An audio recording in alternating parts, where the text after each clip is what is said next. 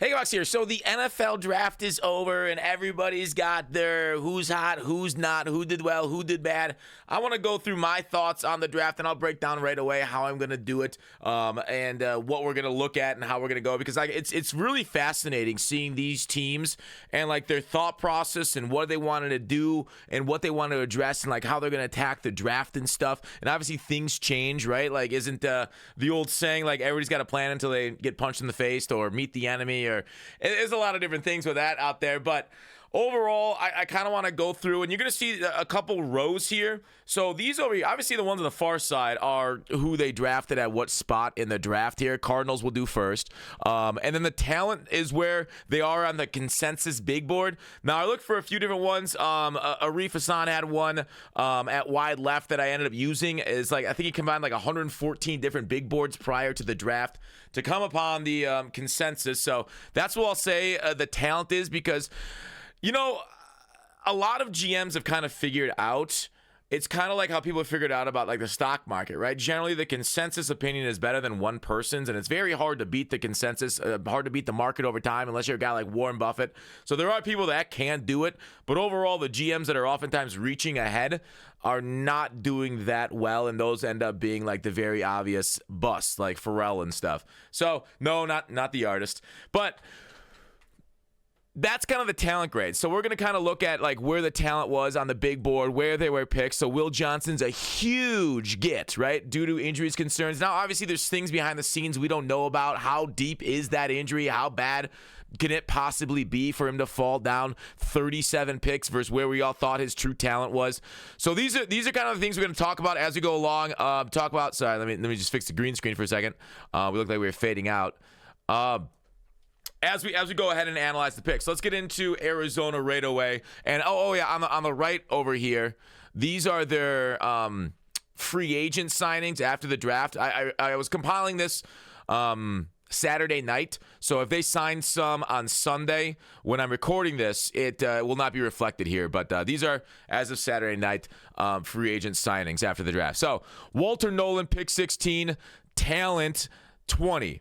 And like, obviously you have to take into account like the needs of the team too. So like, say it's a reach because it's 4 pick. I don't consider that a reach whatsoever, since Walter Nolan was a major need for their team, as stopping the run's been a major problem for the Arizona Cardinals. Probably, I would say, their biggest weakness over the last couple years, and getting two big guys, like different style of players between Birch and Nolan. Nolan is like a penetrator, a quick one. At Ole Miss, they slanted him a lot. He's a really nice defensive tackle that can really cause disruption in the backfield, whereas Birch is more of a big run-stuffing guy. So they really got two guys that complement each other very well. And then Will Johnson, who a lot of people had him true talent 10.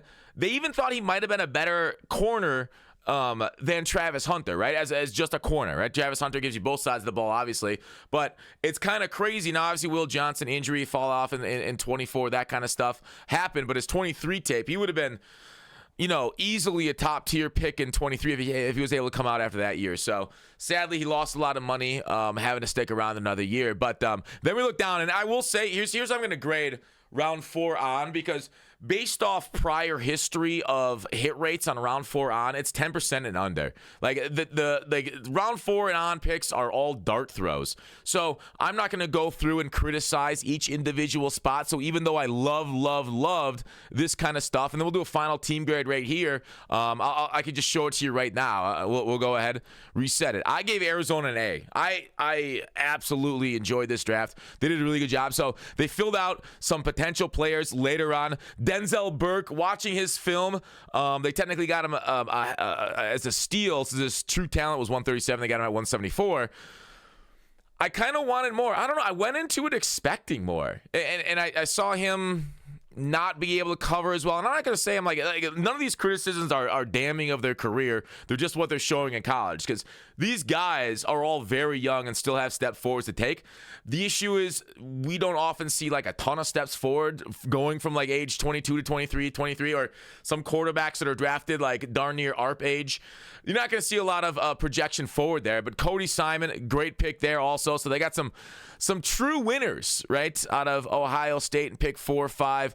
Hayden Connor and Kitten Crawford there in the 6th and the 7th round. And again, like I said, we're going to go ahead and just say, hey, you got some interesting pieces. Nice work. We don't expect anything out of them except for potential fill-ins, backups, special teams, that kind of stuff. And they signed Josh Fryer and Elijah Simmons, so they continue the Ohio State connection there. So one of my favorite drafts was what Arizona did due to that. Atlanta Falcons, okay? Now, the criticism that you can level at Atlanta is they really paid a pretty penny. Now, the issue is if they decided to be more like Baltimore and decide to go ahead and be fine with their guys catching cases, we'll get to Baltimore when they're there. The trade up for James Pierce, I like it, right? The problem is it feels like they're robbing Peter to pay Paul because they're taking from next year's first round pick to go up. Was it 18 spots? Was it 44, 46, I think? Well, to take a look, I can't remember the exact number that the Rams were picking there or they traded down for. But so they traded up, got James Pierce, but I'm okay with that because we're looking to win now. And getting an edge, a edge package, two great edges that have explosiveness. Now, obviously, James Pierce probably would have been drafted ahead of this if there weren't those rumors and innuendos about how bad of a human being he was coming out during the draft process. And sometimes a football player needs to be a dick, right? Talk about locker room culture all you want. It happens, right? You win the Super Bowl and your culture is great. Look what happened in Philadelphia whenever he thought Hurts was having troubles with A.J. Brown and he was angry that he wasn't getting the ball enough, that kind of stuff. So say what you will. If you're winning, it happens. And they're in a very winnable division, right? The NFC South is not exactly the greatest of all time down there. So fixing what you have not had for 10 years, quality pass rushers, getting two of them in the first round, sacrificing next year's pick because these guys are going to be on the team next year. If you consider him just your first round pick next year, sure, that's fine. Obviously, use a second round this year. You could have gotten somebody else very similarly talented in Mike Green. We'll talk about him on the next one if you can catch the cases, which I actually don't like. But anyways, not enough about that. So the thought process is on it. They wanted to fix up their defense because they're okay with their offense. Penix, the receiving core, Mooney, Drake London. They're okay with all that. Their offensive line's pretty decent. You lost, Dahlman, right? So they're fine with that side of the ball, and they kind of decided, you know what? Let's load up. Xavier Watts, I thought, was a really good pick, falling down as a. You watch him on film, you're like, whoa. I It's very hard to evaluate safeties, but sometimes you can feel like this guy feels like he's got it. It's harder to explain what it is. Rangy, instinctual. If you watch a guy and after the snap of the ball, he's flat-footed, and then he kind of starts to react, whereas there's other guys that are playing the position better. They're looking for work, kind of that stuff.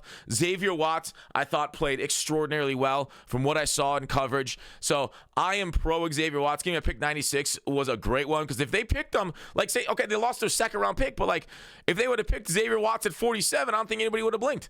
So great work. And then fourth round, Billy Bowman, another safety. And then Jack Nelson there in the seventh round as a swing tackle in case you suffer some injuries there to your already decent tackle room. So Falcons, the grade that I back-to-back actually, and this is the thing, teams have gotten a lot better. I went B+, just the only reason is losing a first rounder next year is kind of devastating. So quality talent additions to Atlanta. It's just the trade was a little pricey. I feel like a little bit of an overpay. And I'm a Steelers fan. I don't know if you guys know that. Apparently they offered the same deal as Steelers. I'm surprised they didn't take that. I would have enjoyed that one as much as they did need Derek Harmon. Oh, but anyways, they signed a lot of guys after the draft too. Really like Kobe Bryant. Surprised he wasn't drafted. Joshua Gray. There's a lot of Nick Nash. Everybody, he was a lot of people's favorite guy. I was like, he's fine. We can only accept, do we expect him to make the roster? Sure. So, well, it's a long shot for a lot of these signed afterwards free agents, but they did a good job. I felt like bringing in a lot of interesting names after the draft too. So good work to Atlanta overall. Really great picks. The process. Oh, they also had some mini camp invites. The process was the only question mark there. So next up, let's go Baltimore here. Buffalo's after that. They went Malachi Starks in the first. They got a guy that a lot of people thought was going to go 16th at 27. Mike Green at 17 at 59. Okay. Emory Jones, about right. Teddy Buchanan in round 4 and 5, we don't really criticize that much. And the thing is, like I said, the hit rate on these things is 10% lower.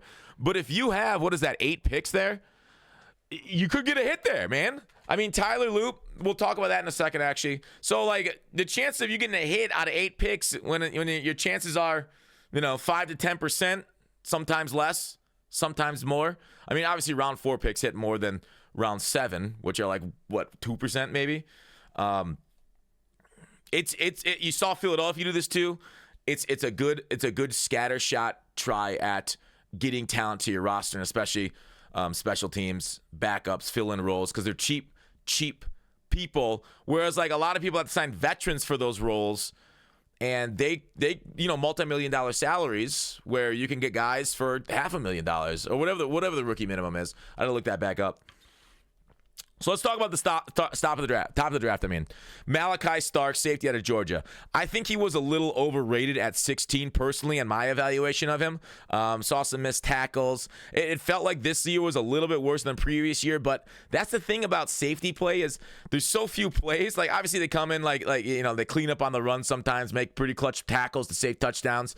So there's a lot of that there. Don't get me wrong, but Malachi Starks, I felt like his 2024 tape wasn't as sharp as previous, but again, this stuff is up and down. Like we saw a lot. It happens with corners too. Like we saw this in New York with Sauce Gardner having like a down year. Near the end of the year, he played a little bit better, but like overall, like that's kind of just how the position plays. When a few plays will really tank your grade through the year, or a few extra interceptions, you're finally able to jump stuff. Like whether the offenses are designing their game plan around you or not, if you're going to kind of surprise them. So I know Baltimore Ravens have had some good safeties picked there near the end of the first round. Ed Reed specifically, he wasn't a great tester, but neither was Ed Reed. So Malachi going combo there with Mr. Kyle Hamilton. Wow, I was like, Hamilton. I was trying to. Anyways, his combo there with the Kyle Hamilton there will play off really nice in the secondary for him. So they're looking like they stack some decent stuff. And then Mike Green, the conversation around him, it really involves those 2 sexual assault allegations, multiple different ones. Because they just went through it with their kicker and they look to replace that. So it's interesting that I guess the value was high enough to take the PR hit. It's almost like reminds me of the Cleveland thing where Deshaun Watson's going to help us so much that we'll take the PR hit of his 24 accusations and win games because of it, because people will forgive winners is the kind of conversation. So Baltimore at 59 essentially had that conversation internally. We're comfortable with the trade-off here. It's almost like Ford when they put out cars that explode, we'll let them explode because we'll just pay off the lawsuits, that kind of thing.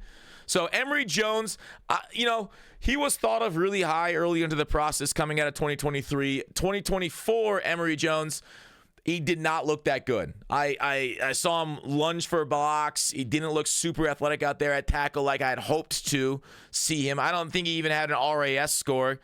Man, people are cowards nowadays. Just show us the testing, man. Show us the Carfax. Am I right? So Emory Jones, if he's picked 91 and they move in the guard, he plays well there. That's a great pick. The potential is there. They obviously saw it because people vary year to year, and if you've seen it, it's like if a guy hits a 500-foot home run, I've seen it. He can do it. Therefore, I'm gonna grab him because I'm gonna try to unlock that again and more often. So there it is. Otherwise, round 4 is like we said. Not going to criticize too much for this ones. I like getting more defensive line depth to stop the run since the AFC North is such a run one. Peebles that late was a good pick. He was ranked 125 on the big board. They got him at 210. So there must have been something, whether personality-wise or people just didn't need a run stuffer because they took him at other spots in the draft. D-line, it's hard to see a team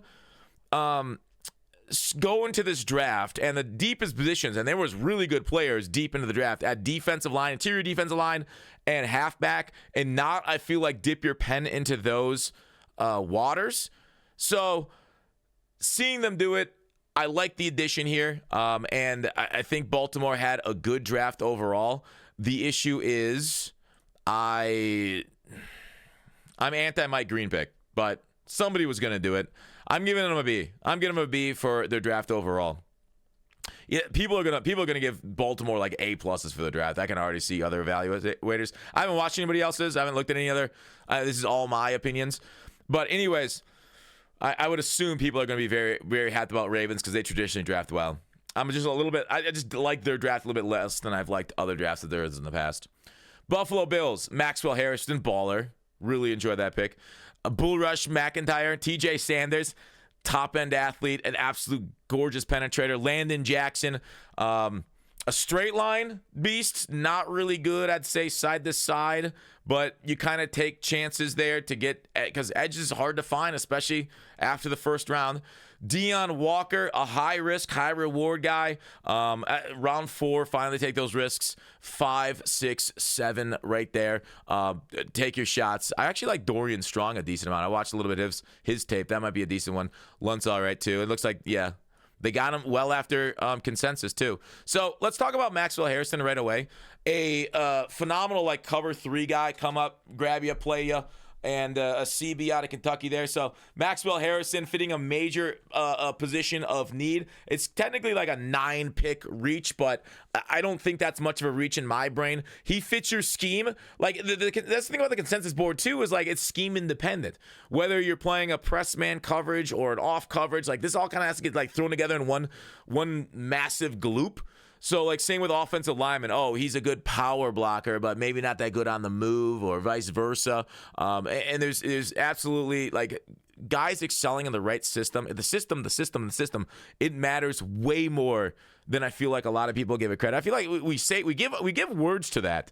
But it's hard to conceptualize how much if Maxwell Harrison's playing in, like, you know, only a press running. Like, it's rare that people do the press man coverage every single snap of the game. But he might not be as good as somebody bigger, longer in that kind of scheme. But in what they're going to play in Buffalo, Maxwell was a good pick. And then Sanders, they lost because they couldn't stop the run, man. And the AFC and the NFL itself, since the NFL runs through the AFC, except for the Eagles, and...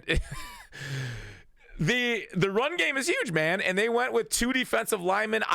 Great job at getting positions of strength in the draft onto your roster, whether you're a guy that's going to be an absolute menace out there, shedding blocks, getting into the backfield. TJ Sanders is more of a pass rusher, I feel, than a run stuffer, but then they took Deion Walker here, and his issue is like he runs hot and cold.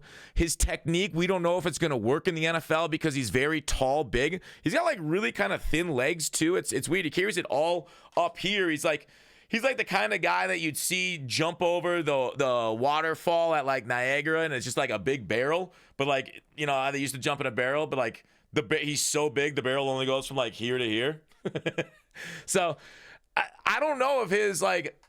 I've seen it called the dancing bear technique. His straight get up and go like this, and then like he's so big and strong, he just kind of like sheds blocks that way to stop the run, get to the quarterback. I don't know if that's going to work because he's got the talent to make it work. If anybody can make that style work, it's this guy with his size, power. The issue is, I'm not sure you're going to be able to be the team to unlock him. Nothing against Buffalo. I'm just saying in general. You have to think you're the team. So a 4th-round pick on what could potentially be a boom is not a bad thing, because if it gets doomed, whatever. 4th-round pick, they fail all the time at like 90% rate. Landon Jackson, though, round 2 pick 72. I kind of talked about him a little bit as a solid athlete, lacking agility, so it doesn't really have like the bend or side to side change of direction that you kind of want to see on an edge to really like kind of dip and go. But overall, I think is a solid addition, really kind of shoring up positions of desperate need. They went heavy on defense, and I gotta give him credit. I definitely do. That's where they struggled. Josh Allen and you guys, you're getting your tight end back fully healthy this year, hopefully in Kincaid. Your offensive line played well. Hopefully Cook doesn't go crazy. I'm a little disappointed that they didn't go running back late. So like if Cook holds out, you got Ray Davis and did you even sign any running backs? You didn't even sign any running backs here yet. I'm not saying it's over, but I liked it B+ because I feel like they should have gone maybe a running back here deep to provide some competition, because the running back, it was deep, dude. It was crazy. Like a 6th, 7th round pick, grab one of these guys. So that's my grade for Buffalo with the players. So Tet at number 8. There was a lot of like talk about Tet for Carolina coming out. Tet being bad, terrible, hates football, overrated. There was a lot of national analysts really down on Tet, but to me it felt like maybe that was teams in like the teens like needing a receiver. Like I saw something he's going in like the 20s. I was like, he's there for Pittsburgh on some of these mock drafts? Like run it up, dude. D-line, what? Anyways, Tet went 8, which is, it's where he was always going to go, right? Great pick there by Carolina. You can argue their defense is more of a need than their offense, but this team has so little talent. Any sort of infusion there is a positive. So I actually really like the Tet pick. That was a pick 8 when he's valued at 8 according to the true talent big board consensus. Nick Scorton there. Got him at pick 51. True talented at 37.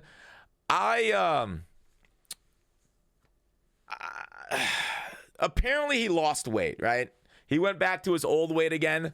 He didn't look good in 2024. It looked better in years prior.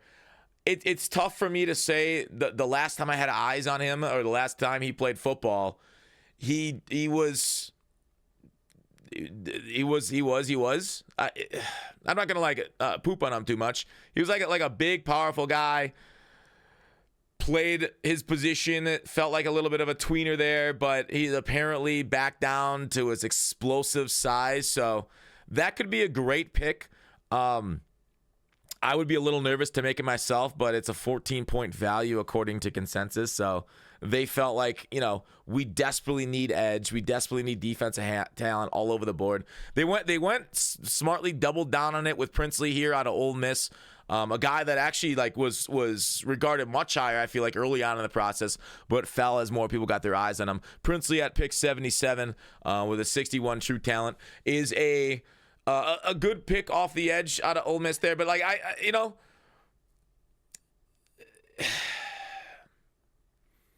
like I said, I don't want to get too negative.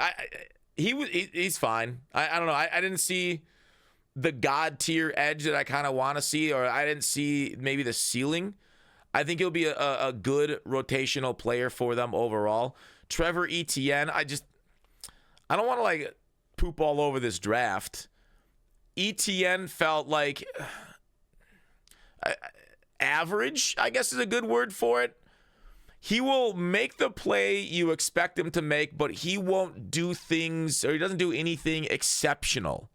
Right? Because like when you talk about prospects, you're like, oh, this guy's a bowling ball. This guy's explosive through the hole. I love the vision and the patience that he shows. This guy's going to be great. And like in certain schemes, he's going to run dudes over like Scattaboo. He's going to look for contact and try and get through you. Etienne definitely feels like he could have a very solid role at the next level. No doubt, right?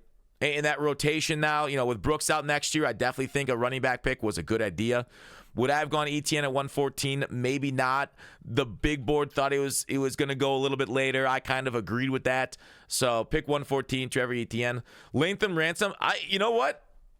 That might have been my second favorite pick of the draft. I mean, I know it's round 4, and I said I wasn't going to poop on guys in round 4, 5, 6, 7. So I maybe kind of disregarded my own rules, and I apologize, Carolina fans. Lathan Ransom, it's just I had better. I liked other running backs more than Etienne at that spot. But Ransom here,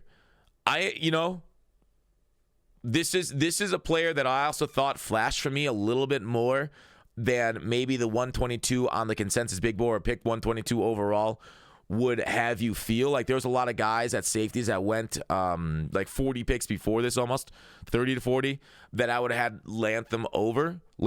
Sorry, I mispronounced things. It's my accent. Don't worry about it. We watch on film. Sorry, we don't watch broadcast. So that's it. We see most of the names in the written word instead of hearing announcers tell it to us as we watch. So with that said, overall, their grade, there's a few picks I love, the few picks that I was questioning. I gave it a C just because they took the obvious guy. Do you give credit for taking the obvious guy? I guess a little bit, right? You didn't mess up, which is something. But then a few of the players that I didn't like their film on as much, and I'm not saying they're done developing. They could all. Hopefully everybody proves me wrong, man. All right, next up. As far as invites, they did a scatter shot approach there, bringing in kickers, safeties all across the board here. So just make sure and pay attention. Oh, I didn't really do. Did I show Baltimore's off? I like Baltimore's invites too quite a bit. Sorry, that's the one I missed. So I wanted to show those names off because Atlanta invited so many people. They kind of pushed Baltimore's off to the edge. So with that, Chicago Bears. Here are their picks. They had 8 picks total. Colson, Loveland, Burden, Trapillo. So they really wanted to help out Caleb, which is, I think, when that's your plan, I think you did a really good job because I agree, right? Make sure Caleb has the tools for success. Fill out the offense, get talent surrounding him, get him in a groove, get him going up and down the field scoring touchdowns because it's a lot easier to score touchdowns when guys like Luther Burden are separated from their man coverage, or you can kind of just like hand off easy passes and get easy yards, build up confidence. It's kind of like every single boxer always fights like Joe Blow for the first 10 fights. You give him ones, build the confidence. So there's no Joe Blows in the NFL outside of maybe like the Cleveland Browns. Am I right? Fellow AFC North fans. So, Colson, Loveland. I preferred Tyler Warren over Loveland. I actually didn't agree that he was the 12th ranked prospect in the game. I know people had him high, people had him lower. Colson, Loveland, though, a big-bodied tight end. And I don't think it's a terrible pick, even though I considered it a slight reach. But overall, you know what? They've brought in an offensive genius, and if he's getting his guys, he's getting his guys, right? The issue is, like, outside of, like, one trade, Pace has not really shown his ability to do amazing work, right? He's made some solid moves. He's made some really bad moves. The Chase Claypool is probably one of the worst moves in recent history outside of, like, he's been on, like, both sides of, like, crazy value, insane trades that like you probably want back, and it's a soul for a soul, the yin and the yang almost, both sides of it. So his draft in the philosophy going into, I'm trying to put myself in the shoes of it because he traded back a few times, and there's a lot of people online being like, yo, did he trade back because like the halfback went right before his pick? It could have been, right? Maybe he wanted one of them, the Ohio State running backs that went before him, Junkins, right there to Cleveland in the early 30s, traded back there, got more value, or maybe he just wanted more shots at his board, which is awesome because I do like some of these picks on the board. We'll get to in a little bit. So you went tight end, great position of need and value there with Colson, even though I'm lower on him. They went wide receiver here at pick 39 because maybe the halfback was gone that they wanted, but Luther Burden, you can kind of treat him like a halfback with how often you get the ball. The only issue is there's a lot of mouths to feed, and DJ Moore is kind of that guy for you. So now you got 2 guys that are awesome with the ball in their hands, but, like, is that a problem? I mean, an embarrassment of riches. Could you have used it in another spot on your defense? Like, I don't feel like you improved your pass rush as much as maybe I would have liked to see you, but like I said at the top of the Bears analysis, they had the let's help Caleb as best we can going into it. And then Ozzie, a big, long, like 6'8" tackle out of Boston College there. He was a true talent. Whenever I say true talent, it's just big board, consensus 79. He went at 56. So he is basically a rotational tackle for you, as I feel like Darnell Braxton might have higher ceilings than him, or at least you're thinking they are. But that's not a problem in my mind. Maybe the second round's a little rich for that and what you're kind of thinking of it, because if he's going to be, are you projecting to be starter or backup? I would say backup initially and then potentially move to the starter role if you can prove yourself. Because that's a little, I mean, you can there are big guards. There are 6'6" guards nowadays that are doing really well. So a 6'8" guy, I'm not saying you can't shift, but they brought in a bunch of interior offensive linemen, so every year there are injuries to the O-line. Having depth there is a good thing. And always buying trench guys are the unsexy but necessary picks to make a good franchise, right? It's like the foundation of your house. Sure, it's more fun to buy like one of those wacky inflatable arm guys out front so all your neighbors can be jealous at you around Halloween. But if your house is creaking and it's kind of like Leaning Tower of Pizza, pizza, you are having trouble. So I respect what they did, what their game plan wanted to do outside of the halfback situation, because I really like Za Frazier, a big corner, round 5, great athlete. That's somebody I wanted the Steelers to take.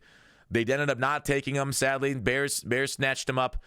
And that's kind of what you're hoping for in these later rounds. Maybe he never plays it down and he washes out because he can't cover, but a top-end athlete at that height is a great pick. And then, so Monangai is their only halfback. So I don't know what that says about the situation. If they go into camp and they go through camp and Monangai is just there, are they going to keep with Swift? I mean, this has got to be a buy for fantasy, right? I'm taking the risk. Monangai, I feel like the way he runs through contact, through arm tackles. Did I say bruiser? I should say bruiser. This is kind of like the hard-charging yardage guy that I'd like to have on my team. It feels like he would be the most talented player on the roster at that position. So an interesting draft. Ruben looked like a massive overreach at the time. I was questioning what's going on. And afterwards, I think we're feeling the same way. Oh, their invites. They had Major Burns. Awesome name. I think he got a really good cut card this year too. I wasn't really playing cut at the time, but I think Major Burns got one because it's an awesome, right? Isn't that a MASH character? Or is it Captain Burns? Cincinnati Bengals, 6 picks there. Oh, did I rate their draft? Sorry, I did not do the Chicago Bears rating. They got a B-. Just because I respected their plans, I just think they kind of stumbled a little bit. It's almost like playing fantasy, and you got 5 guys you want to pick between now and your next pick, which is 8 picks from now, and they all just go boom, boom, boom, boom, boom, and you're like, oh! And I felt like the same thing happened to them with running back that happened to me. Oh, wait, I clicked on it. You guys can see in the corner. Cincinnati Bengals up next. 6 picks. Shamar Stewart, edge. I love the way this guy plays ball. Absolute Schreier, which is what you need, right? The energy off the edge. Everyone's like, oh, TJ Watt's terrible. But that guy gives it his all, okay? Shamar Stewart, it will not be criticized for his lack of effort. Unless, I don't know, a succubus comes by and steals his effort. But anyways, we don't live in ancient Greece. Shamar Stewart. There's a lot of criticism. He's not the most bendy of athletes. I mean, we're not talking Myles Garrett level flexibility here on a guy that big, but the RAS is kind of a sham nowadays because guys just skip drills. So Shamar Stewart, even though he's an RAS, god, and I love that for him. His lack of production has been a major question mark. And if he had the bend, he might have produced more. If he had the bend, he'd be like a number 1 overall pick. But Shamar Stewart overall, pick 17, is a great choice. Cincinnati Bengals did a good job showing up a desperate position of need. They finally got a second pass rusher, help out a little bit there on defense. Second round, they went linebacker. I felt like a little bit of a reach here. It was a bad linebacker year for the teams that needed linebackers. So Demetrius Knight Jr. there out of South Carolina, he's a good player. I think he was 4.52, which is really nice at that position. So he could play well. I just can't see the value. I know they went interior offensive line here in 3, but I probably would have quintupled down on the position almost. You know what? I don't hate it because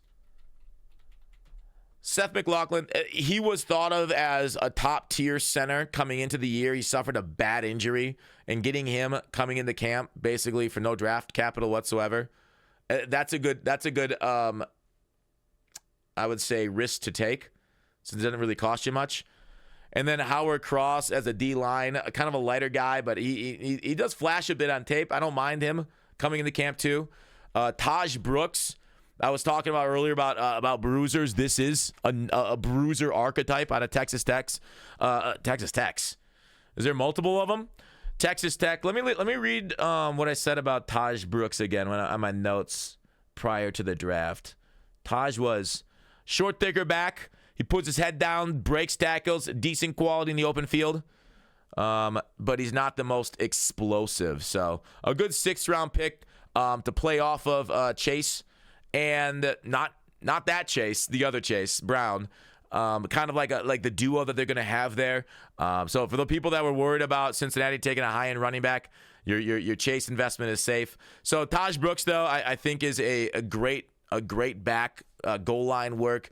Even like middle of field work, I actually enjoy Taj Brooks too. So he should get a decent amount of reps next year. I think it's a fine draft. I kind of wished Burrow got more support. So while they took some decent players early, late, I feel like there was a little bit of a miss there. Not saying Dylan Fairchild's bad. Sorry, he was a bit of a reach, but he could work. It's fine. It's fine. Cincinnati kind of shows a lot of years. They only got like 2 scouts in the entire building because their owner's cheap. It does show from time to time, it feels like. But moving on to the Browns. They traded back off of a unicorn, but they got a king's ransom, right? Like it was an interesting trade, and I really enjoyed it. This is probably the most talked about class in this year's draft, maybe one of the nearest drafts of all time. I don't know. What's a more talked about class than what Cleveland just did? So they traded away from Hunter, but they got the return like they were trading away from a quarterback, right? Like that similar level of value from Jacksonville that I assume New York was going to give up the previous years to go up to grab number 2 or 3, either JD or May. Which is, you know what? He's a special talent, a blue chipper, but it's not a quarterback, right? But you do get like it's a twofer. A top-tier receiver, a top-tier corner, all in one body. Saves you that roster space. Now, no, roster space isn't as valuable on like, the 53-man or like the 45, I think you dress, as like, an 8-man fantasy lineup for those people that can try and relate a little bit. But overall, getting an extra pick from a team that has absolute disasters of years, right? Jacksonville, fresh off the 5 pick. Trevor Lawrence has not proved that he's got any better since his freshman year of college. You now are getting better coaching, though. All right, that I feel like is no doubt what's happening. And coaching changes outside of quarterback. Coaching and quarterback changes are the biggest 2 potential improvements for franchises. Now, if the coaching's bad next year and you just gave up like a top 3 pick, that's a disaster, right? So those are the question marks you're kind of asking because, like, is Cohen just Mike Evans made? Is he just like Bucky Irving offensive line made? Potentially. I mean, we saw some neat plays, but there's question marks here on Jacksonville, no doubt, between the offensive line and whether Trevor Lawrence can finally put it together. Then they go ahead. So Mason Graham is a great interior defensive line. I hate that I have to hate him now being a Browns rival. Schlesinger overdrafted, but like if anybody was worth in this linebacker class getting overdrafted a bit, it might have been Carson here at pick 33. Yes, we're on a first name basis, me and him really close. So from 45 to 33, because of the way that he can cover, because of the way his instincts, we talk about instincts, they're really hard to describe, right? Looking for work in the pass, attacking the run lanes, making tackles, that kind of things. Schlesinger, I felt was a fine pick there at 33. Then they went and got Judkins there at 36. We talked about them not jumping, but them getting him ahead maybe of the Bears there and frustrating them. A little bit of a jump-ish. I don't know how you call that trade, but Judkins, Mason Judkins. So they helped out defense, running back. And then they went Sampson here in the 4th. And I actually, I said this a few times prior to the draft, doubling down at the running back position, good idea. And in a class this deep, it's fantastic. And so they did it. They now have 2 really good backs to split the carries. Basically, Chubb's done. You can go ahead and sell your Fords.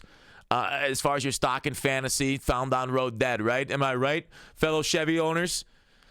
Anyways, then they got Fannin, who I was higher on than consensus. I mean, this guy can play ball. Okay, I know it's Bowling Green. I get it, right? If you're playing against like, old Nan and stiff arming her in the backyard during your Thanksgiving, like that's not going to be NFL worthy, but this is still college football. You still can see him out on the field, make these insane catches, run with the ball in his hands effectively, get the yards. Like this looked like a playmaker. Now, obviously, a lot of sharp organizations, and we'll talk about this when we get to the Rams, have realized athleticism is everything in the tight end position, right? The guys that succeed over time based off the analytics are the guys that are top-end RAS dudes. Is Fannin that top-end athlete? No. So he's kind of got to buck the trend a little bit. And, it feels like whenever we say this is how it is, we always see exceptions to every rule. Ain't that the truth, right? It's like almost like feeding creatures after midnight. Sometimes they go feral. Other times you just make your dog happy. So Harold Fannin at pick 67, true talent 75. I'm okay with it. I know a lot of people are pooping on the pick. I actually enjoyed the way this guy played ball, and sometimes you just got to take ballers, right? That was the Bucky Irving argument last year. This guy's too small. He's not athletic. He's a baller. Take the chance. Take good football players on the ballers when they're there, and if it fails, you lost the third-round pick. That's unfortunate, but it ain't the worst thing in the world. Because I think Dylan Gabriel taking him in the third round was probably worst process. So I'm not going to belabor the point. We talked about this a lot on stream. Gabriel, and then 50 picks later, taking Shedeur Sanders. Shedeur. I know. Bengals very angry at me for how I say it. Don't make fun of my accent, please, in the comment section. So Dylan Gabriel right here. It's kind of a weird quarterback selection. This is, again, very similar to Fannin. It's almost like Cleveland said, how Rams say F them picks. They said F them RAS because people just scam it nowadays, but not running drills are bad at. So Gabriel is a small guy. He looked like he could play, though, right? He looked like he could make things happen outside the pocket, in structure, out of structure. His knock is that, like, he's the size of Kyler Murray without his athleticism. So Dylan Gabriel at pick 94, a lot of people thought it was a reach. It definitely was, I feel like, too. But if you had a high evaluation, because so much of the quarterback position is in the cerebral aspects of it, I'm not going to go down that road and say terrible pick, because quarterback is by far the hardest position in the game to scout, because it's all personality. As that leads us into our Sanders selection, the true talent. Consensus board 25. I got a lot of crud from a lot of people when I was talking that Sanders was not worth a first-round pick because everyone was mocking him to the Steelers just days ago. Man, people were absolutely slinging every slinging arrow they had at me. Right? They were throwing down bags of poop on fire on my doorstep. They wouldn't go so far as to waste eggs with how expensive they are. So shout out to you guys, very conscious consumers of rotten fruit and other vandalistic-esque materials. But Shedeur Sanders, it had a lot of red flags, okay? Because when I got into the discussion, people were like, he's great under pressure. He had this blank PS2. I don't know the abbreviation. Sorry. I know they're there. I know what they do. But he had these insane accuracies. The thing is, like, okay, he has positives, okay?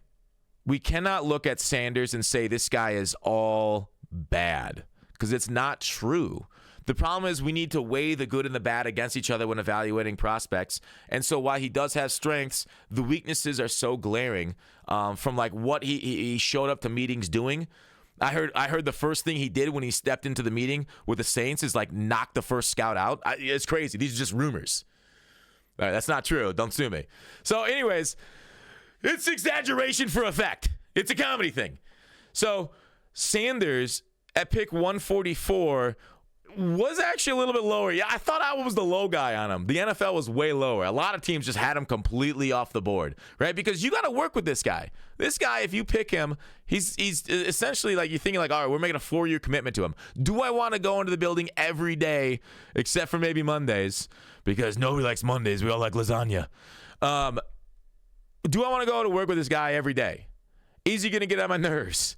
Is he going to be dedicated to the game? Or is he, going to cause more headaches because as soon as our team struggles, the fan base, Dion's tweeting about it, getting the media worked up about it. There's going to be a lot of yap questions in our press conferences about it. Can we shut that distraction out?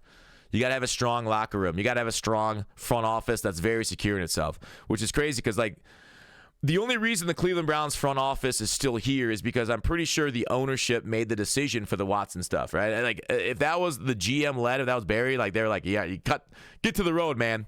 Terrible decision. We're firing you. We're blaming you. Whereas I don't think that happened. So Sanders, to a lot of people, are also thinking that was also an ownership move, or he dropped so far. They're like, Haslam's like, just get him, right? Go take him, grabbing him, pick it. And now we got 5 quarterbacks. The aforementioned Watson, Pickett, Flacco, Gabriel, Sanders. 2 of them are getting cut. If I had to guess the guys getting cut, it's probably Pickett, and you can't cut Watson, so he's off. Would you cut Flacco? I guess it depends on how these guys move ahead. Shedeur Sanders, Gabriel, and Watson going into the season? I don't know. Would you even, I don't even consider Watson a quarterback anymore. Would you keep 4 quarterbacks? I don't think you can. Watson's going to be on IR all year, so yeah, you can. Yeah, never mind. You can do 4 quarterbacks because one guy's going to be out the whole year, so you have 3 quarterbacks. So really you only need to cut 1 guy. So probably Pickett hits the door. Pickett or Flacco are probably gone. Although if I'm the coaches and I think, like, if I get in trouble, are they going to call for my head and make Dion the head coach? Are they going to pressure the organization to buy him out of Colorado? Because, like, it's so easy to sit on the sidelines and, like, talk trash and say, this is what I would have done because it's easy to 2020 and stuff. So I am excited for how this is going to play out in Cleveland. I kind of hope the whole Sanders starts, does okay, but he says the problem is the plays being called because that was oftentimes his excuse to Colorado. Got some offensive coordinators sent down the road. So otherwise, like, dude,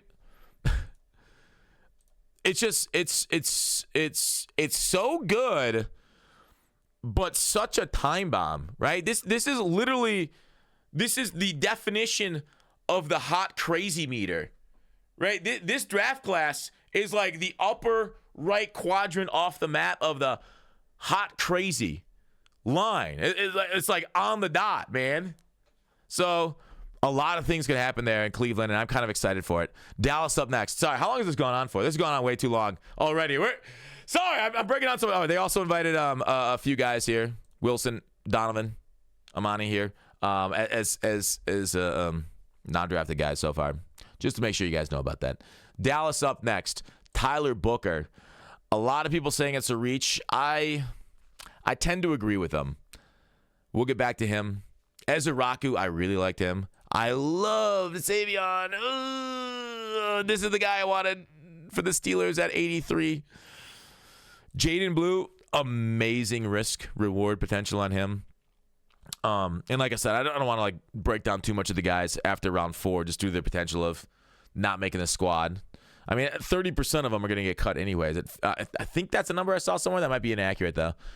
But anyways, like especially like late guys. So with that said, we'll start from the top. Tyler Booker at 12. They came out and claimed they had the same grade on him as Zach Martin.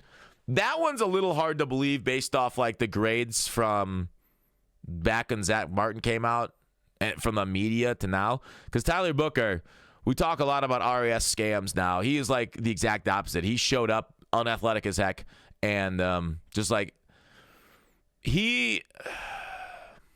how do I describe Tyler Booker? He's kind of like, is hippopotamus? No, hippopotamuses are kind of fast. He's just like not going to get moved. I don't know. He's Snorlax. Is Snorlax a good one, man? He's insanely strong. He wants to destroy your soul. He had an amazing quote. I saw that online, and he plays like it. The problem is he going to get out-athlete? Now, interior offensive line, you don't have to be the most insane athlete. You prefer them to be able to move. So while he's great in one scheme, I'm not sure I love him as much if they do run some sort of like more zone concepts and stuff at time. I don't love the lack of flexibility there. Like if he was if he was a later pick, I'd love him a lot more. But to pick 12, that is very high value for somebody that you might have to like worry about your offensive line. Like when you think back at like the big guards in Dallas history, the Larry Allen types, Larry Allen can scoot. We all remember seeing that video of him chasing down an interceptor across the field. Booker is not that.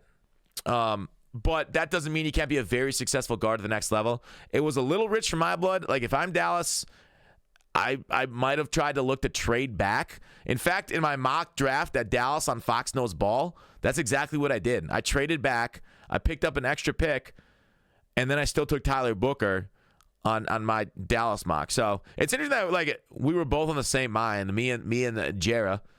So Tyler Booker, great guard. I kind of wanted more value out of it. Donovan Ezeraku, an absolute technician.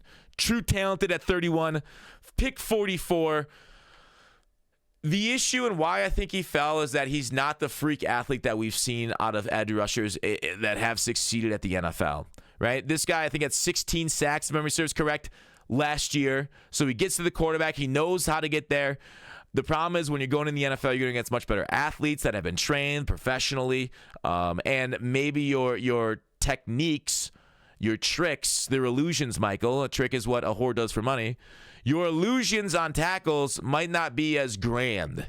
So Donovan Ezeraku, who was dominating at one level, might get out-athleted at the next, which is the biggest question and why he fell to pick 44 with how good he truly is.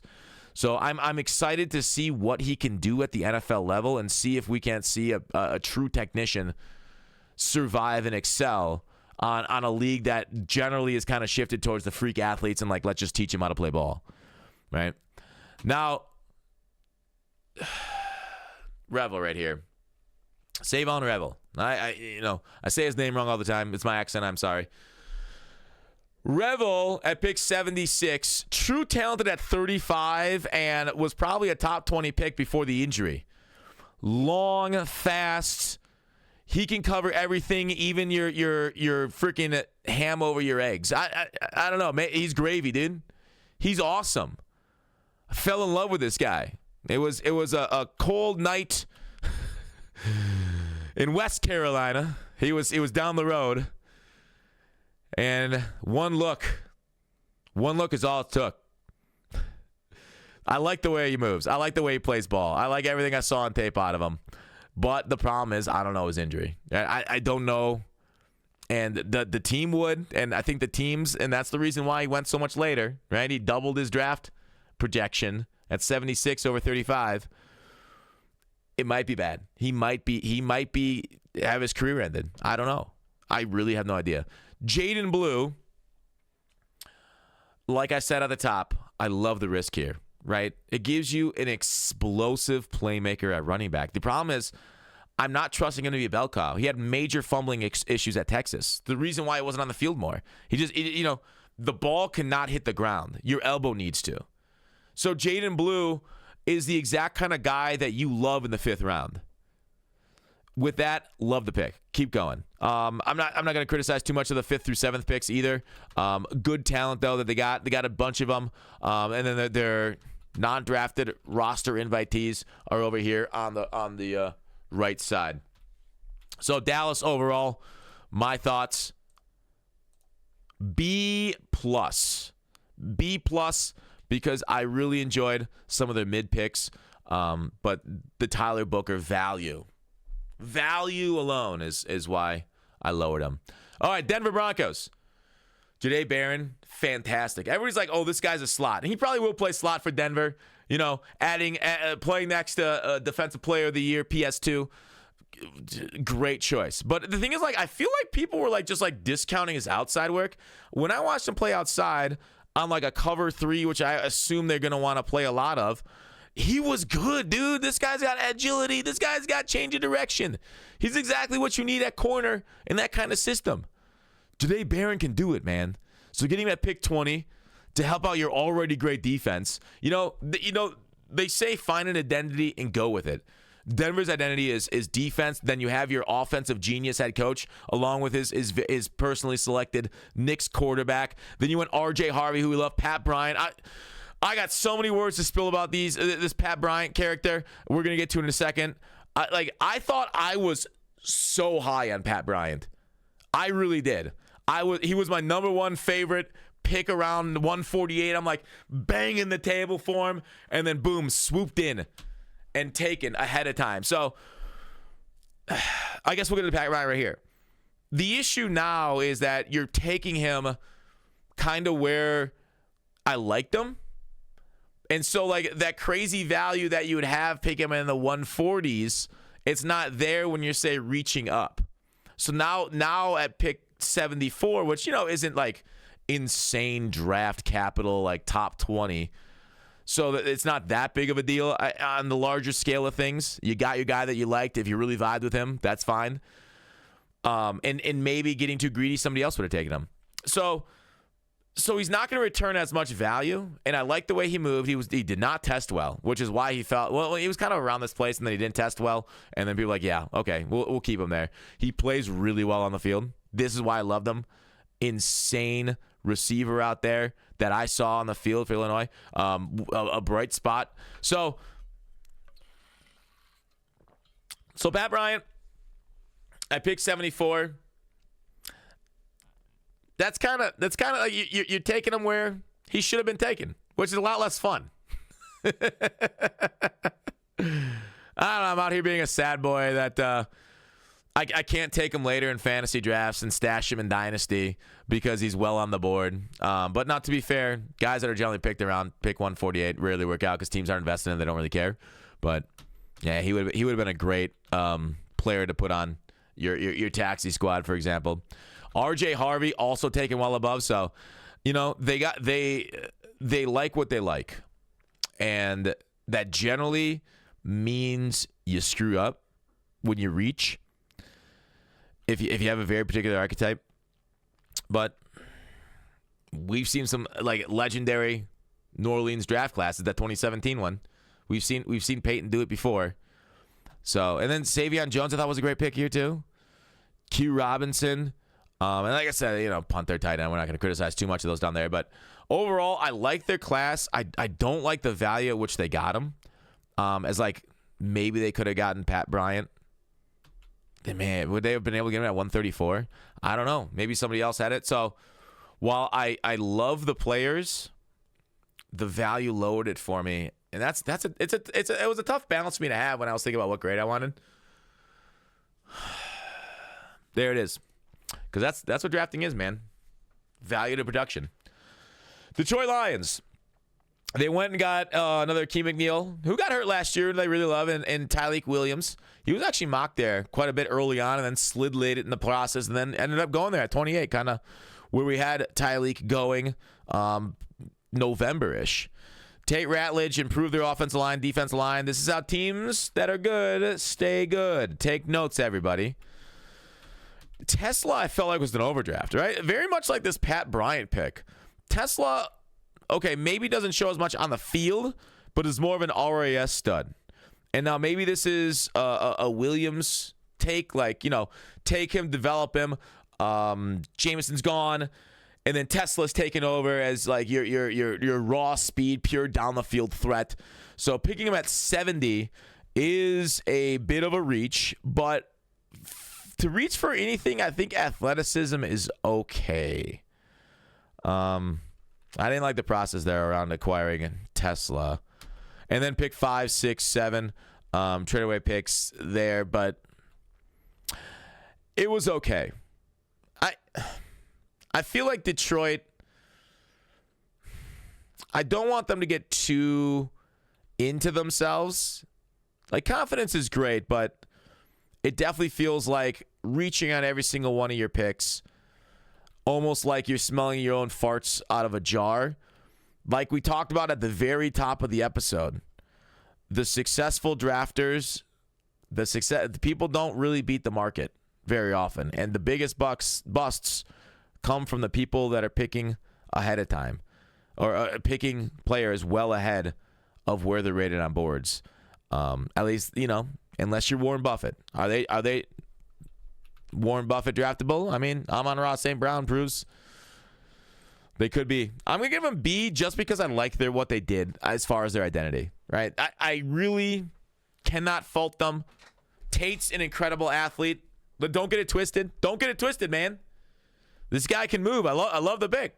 I love him. I'm just gonna say B because of some of what they did as far as the talent.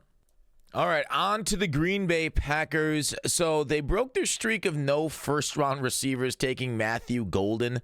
They went Belton the second, Savion Williams in the third, and then fourth onward. So we're going to go down from top to bottom and talk about the thought process here, because Green Bay definitely had holes, right? The receivers were either guys that can get open and drop the ball or had trouble staying healthy. Like, it's so weird because they came into the season and it was like, oh, they've got 4 number 2s, but in fact they were closer to 4 number 3s or 4s actually. So the talent was a little bit overrated. The problem is, like, Christian Watson's got the talent to be a number 1, right? A burner, great, a catcher. Like, I wouldn't say like a fantastic one. Let's not be real, but like, yeah, and then it's like he just can't stay healthy, right? Last season it was like, oh, are his hamstrings balanced? And they were out of balance still, I guess. And he's injured and he's out now. So they went Golden. The issue I have, like, I'm fine with the Golden pick. I was a bit lower on him than I think consensus. Everybody was saying him above Ibuka, but Ibuka ended up going higher, which I thought was the good choice. So they decided to go with Golden here. That's fine. It's a good pick. Then they went Belton, which was a reach in the second. They don't necessarily need offensive line. And then to reach for a guy 40 picks ahead of consensus is generally putting yourself in, like, risking a bust category. But, like, Green Bay, it feels like they definitely march to the beat of their own drum with some of their picks sometimes. And sometimes it works out. Sometimes they just can never draft a third rounder that hits. So with that said, Anthony Belton getting picked 54, and I do like the way he blocks. He is a big dude. I think he played tackle there for NC State. A massive individual who is a power blocking, absolute, like, body flattening dominator. So he's got potential to be a great guard, okay? Or move him to tackle. It is what it is. I personally think their biggest issue is they just can't stop the run. It's been the problem for Green Bay teams for quite some time. Is usually when you see them get destroyed, blown out, it's just porous holes up the middle. And in a quality defensive tackle class, what they do, take one in the 6th. And I was like, I'm looking at this class and I'm like, Savion's great, right? He's large, Cordell Patterson type stuff. If this guy could just, like, catch routine passes, like sometimes with his concentration drops, which they have, right? Like, can you teach a guy to catch? He could be, okay, he's got the ceiling of, like, the best receiver in the class. Okay, you're gonna take that out of context, but that's not what I'm saying, right? If you could just teach him to catch the ball, he can make, like, contested catches like crazy. He can make the most insane play, but then drop easy ones, and as a fan, they're going to be pissed at this guy. So he's great with the ball in his hands. He's a great playmaker. The consistency or the inconsistency of the receiver position that he plays is why he was an 87th pick instead of, much higher, which you thought somebody with his size and skill set would go. So they went 2 receivers. They're kind of telling us, like, I guess Dobbs is done. Watson is gone. Jaden Reed is fine. And then, like, Wicks, I guess, is, like, he's kind of the same as Williams, right? Like, they're both guys with butterfingers too often. And so I don't love that when there was absolutely, like, superstar run stuffers they could have taken at some of these picks here. And so it almost, like, I don't know if they know what they have on their team. And don't get me wrong, they got some interiors. I don't know. They still believe in Wyatt, I guess. Kenny's there. So they got guys in the middle, but, like, I kind of wanted a big hunkin' chunk of man and multiple of them to stop the run because, like, they invest a lot in the linebacker position, and they got a good one last year in Cooper. But, like, you need players in front of them to keep the big uglies of the offense off of them. So the fact that you let your major weakness go without picking anybody, and you went interior offensive line. Okay, I always like more linemen. Wide receiver again. And this isn't even mentioning the cornerback position, which you didn't touch again. Like, it feels like they said on day 3, oh, crud, we don't have any D linemen or CB. Like, I'm actually confused at what they decided to do. Now, on that sense, those are needs. And the thing is, always take best available is what people say. But then when you look at this, like, are they best available? Maybe on their board they are. They just march to the beat of their own drum. Belden Williams can be good quality pros. But you're telling me CJ West wasn't a good nose tackle here to play for you to stop the run at pick 87? So I hated what Green Bay did just as an overall draft process without going too hard on their exact picks, which could turn out to be good football players. It seems like a very strange way to build a football team. So, I said at the top, there's not many teams anymore that really screw up the draft. And I'm giving them a C just because I do like the way Savion Williams looks with the ball in his hands. Right? Fantastic ball player. It just feels like the process was wrong for Green Bay. And that's kind of what I did not enjoy about that draft. All right, so Houston Texans. A couple of 2-rounders, a couple thirds, 6th, 7th. Tunsil draft coming in. Tunsil trade. This is another one, right? Where similar to Green Bay, I'm looking at the draft, and I do appreciate they needed wide receivers, right? They reunited, they got the band back together out of Iowa State. Jaden Higgins, Jalen Noel.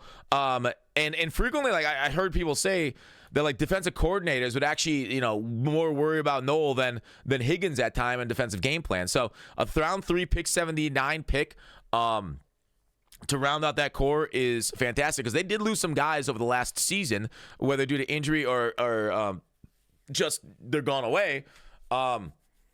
Bringing in Higgins and Noel kind of solves that. The problem is, what's your offensive line? Ariante Ursary is a good quality player. He fell a little bit during the cycle due to movement concerns and potential positional concerns.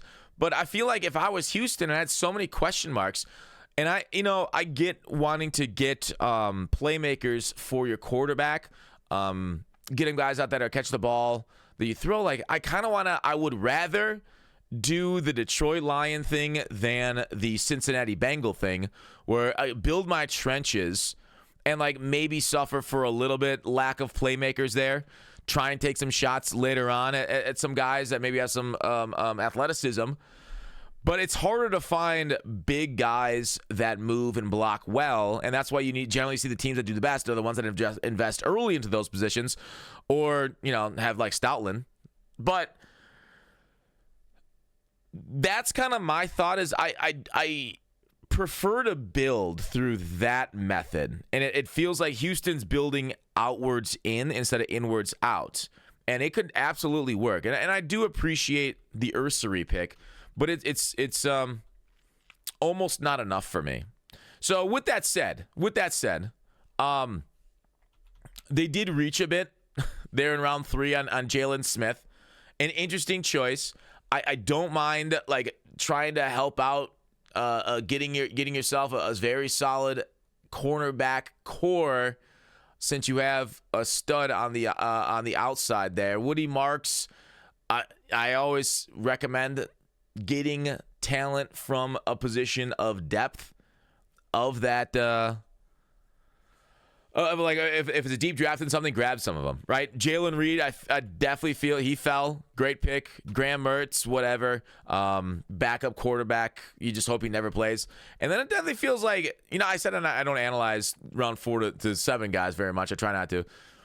Dude, it feels like tight ends at Iowa are cheat codes. What's going on, man? Have you not seen this play out before? Is this the one that breaks the cycle? There's been a few that have come out that haven't been great, but always take that chance, man. I'm surprised other teams would take that here late in the draft. Scout the helmet. That's what they always say. Always scout the helmet, Fox. So overall, the Texans, while I believe I really did have good grades on Higgins and Noel. Ursary, I was fine with, I guess. I wasn't that big on him.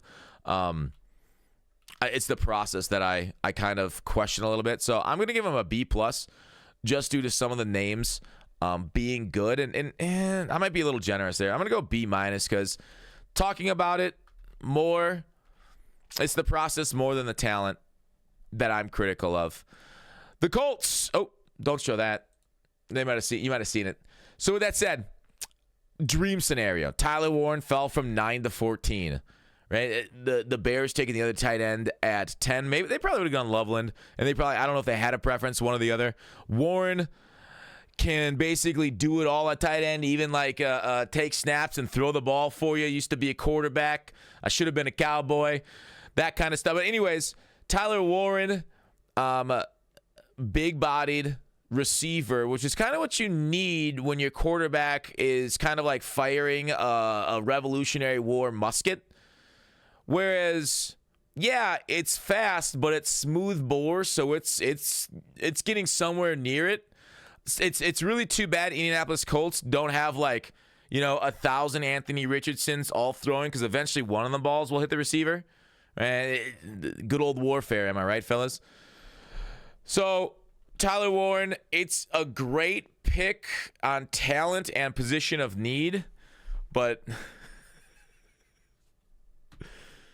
man, I just hope I don't know. Can we project an increase in accuracy there? Maybe. JT Tuimoloau, I love this guy. All right, this guy's a baller. All right, JT definitely feels like he's gonna have a long career. I mean, injuries could happen, and maybe it's short. I don't know, but it definitely feels like he was a guy that I wanted for my defense, setting the edge. Maybe not the most explosive, crazy edge you've seen, but he's going to be a solid rock for this defense, opposite of Latu for them. If Latu takes a step forward, Tuimoloau, great leader, will be hopefully fantastic for them, but we'll see how his athleticism plays. Wally, this was a questioning pick. I'm confused because usually when the Colts select somebody significantly ahead of consensus, they really reach. This is like a reach. They're like a mega athlete. Wally did not show that at corner. Maybe the lion has changed its mane, the tiger its stripes, the giraffe its neck. I don't know. But at corner,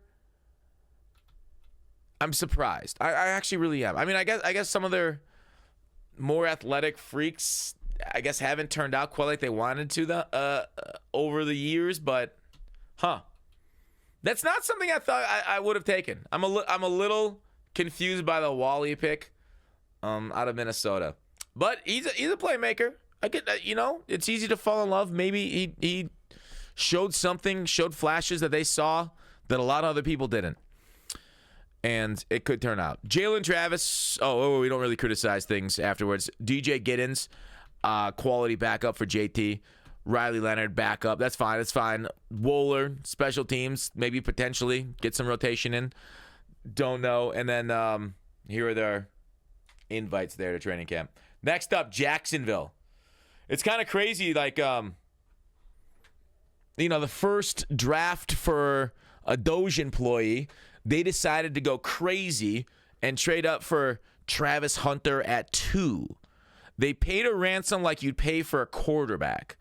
Is Travis Hunter, wide receiver, CB combo worth it? We're going to find out here in a few years. The number one consensus player on just about everybody's big board. I know there was some Carter holdouts. Fantastic individual at those positions. So if he plays like 80% of the snaps both ways, that's a W, man. We'll see how he holds up in the NFL, of course. He does bring extra roster spot that you can use on somebody else, and we'll see. Maybe it's going to be matchup dependent. Maybe it's going to be game situation dependent.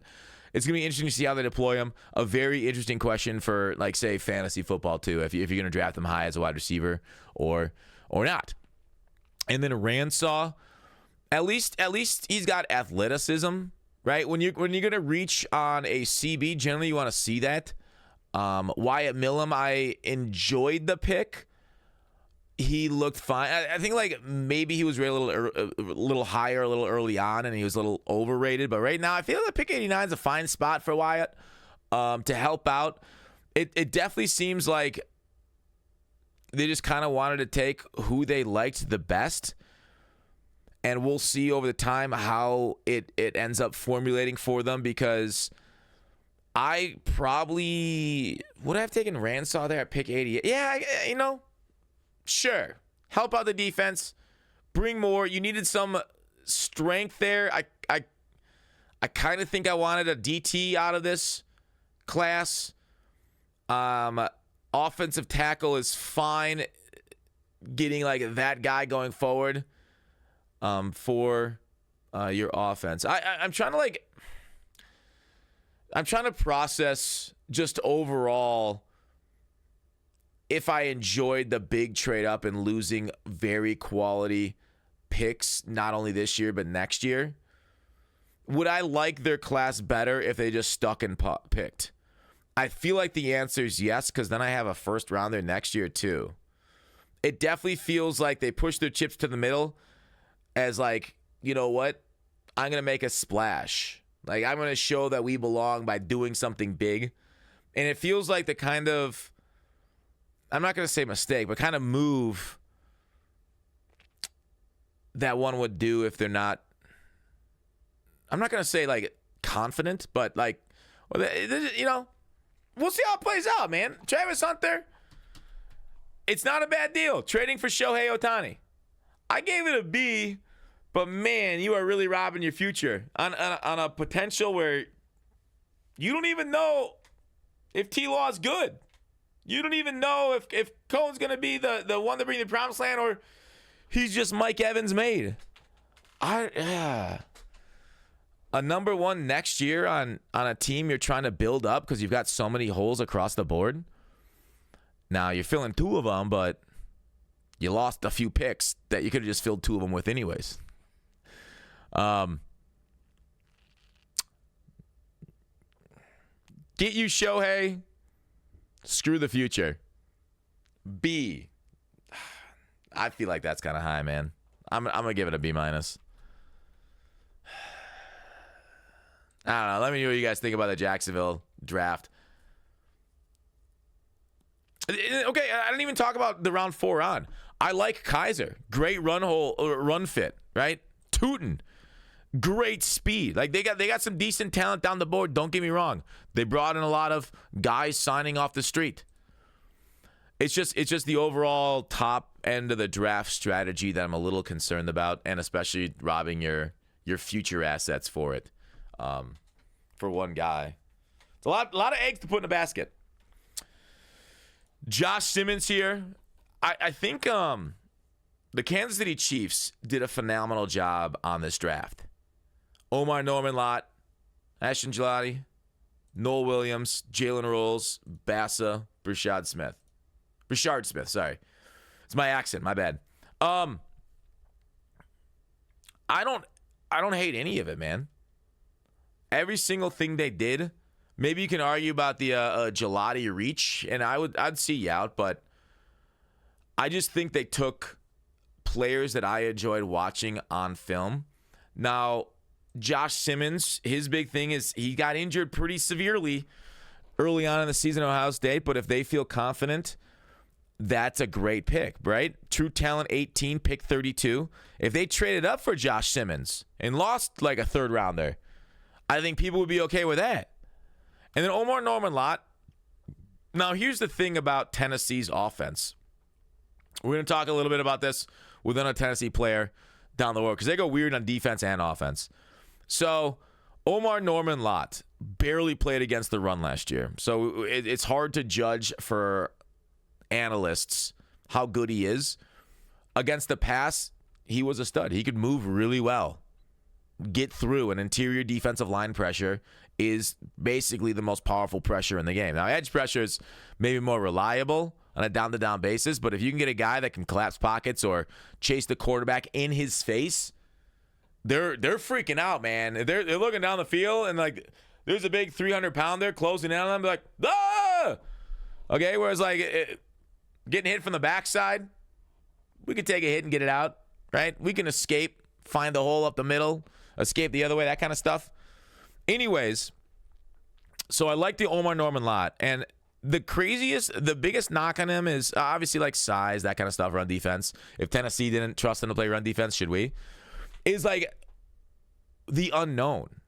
And I feel like in the draft, when you see highly talented players and the biggest knock on them is the scheme they played on, that's actually something to kind of pay attention to and run towards, right? It's like the kid who didn't show up for Little League tryouts but requests to be on one specific person's team, right? You're like, okay, hang on. This kid might be a stud. I don't have a great evaluation on him, but it feels like they're trying to scam us and load up a team. So Omar Norman Lott is a Tennessee scam. It could either work out really well for them and they get a absolute God-tier penetrator at the next level. From what I saw on film, okay, God-tier is a little bit much. Let me look more extensively at my notes so I can give the exact words. Where's the IDLs? I like solid burst and get off. Will be good pass rushing 3-tech. Little undersized against the run, but has some good reps and bad where he shows he can play against it. So he's a mixed bag there against the run. I mean, basically everything I just said I said again. Gelati, I'm fine on him. A little bit overdrafted in my mind. Noah Williams, good pick right there out of Cal. Jalen Royals, he had some real steam. And I'm surprised that he fell from 72 to 133. I know there was a lot of like people bagging on the wide receiver class, but man, what a good snag late I felt like for Jalen Royals. On a team with some receiver questions, I know they got, Rice, but is he going to be in prison by this time next year? We don't know what the deal with him is going to be. Obviously coming off an injury too. And then Kelsey's getting long in the tooth, but you got some speed there too. Getting more talent for Patrick Mahomes, always a W, and getting him much later than projected, right? Projected, if they took him at pick 66, we'd be mad. I guess we'd be like, no, okay, that's fine. That's about where he went, or it was projected to go. So, but pick 133 for him, beautiful. And then we had Brashard Smith here, running back. He might be the best running back on the roster, man. Let me look at his specific notes. So I can get you specifically a converted guy. But like with Isaiah Pacheco, coming back and looking a little rough during the end of the year, obviously it was going to take a while before he kind of like got back into the groove after his injury. Where are you? Why can't I find you? All right. Okay. Not big top end speed, good vision, like his change of direction, ability to make guys miss, set up blocks that way. Like kind of like more of like a shifty guy, finds and waits for the hole to open. I guess like a poor man Le'Veon almost. The more I watch, the more I like. He is a converted receiver, so it makes sense he's a little raw at some of the finer points at running back. So overall, a 7th round pick on, they've already been successful like we talked about with Pacheco, on a guy that could really burst in the scene and do well. This is, in my opinion, that kind of risk to take, especially in a class like this at running back. So overall, Kansas City Chiefs, loved the way your draft turned out. Almost no notes. A draft. Well done. Solving a lot of issues and getting talent.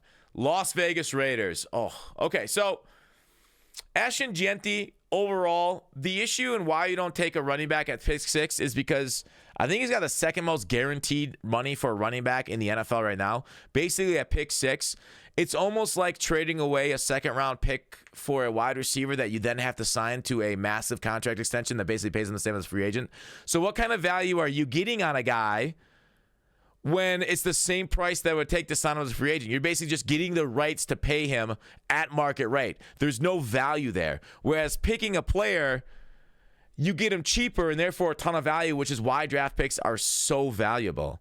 Because the ability to take a position where the top players are getting paid $30 to $40 million, or quarterback over 50, and get them significantly cheaper. So the running back value at 6, you're not getting it there. You're just getting what you think is the top back on the market in the game or thereabouts, really young. Okay, so that's the thought process around why you don't take Ashton Jeanty or running back at 6. The positives is this guy, he breaks everything. Man, tackles, arms, locks. You get into prison with this guy, you're out.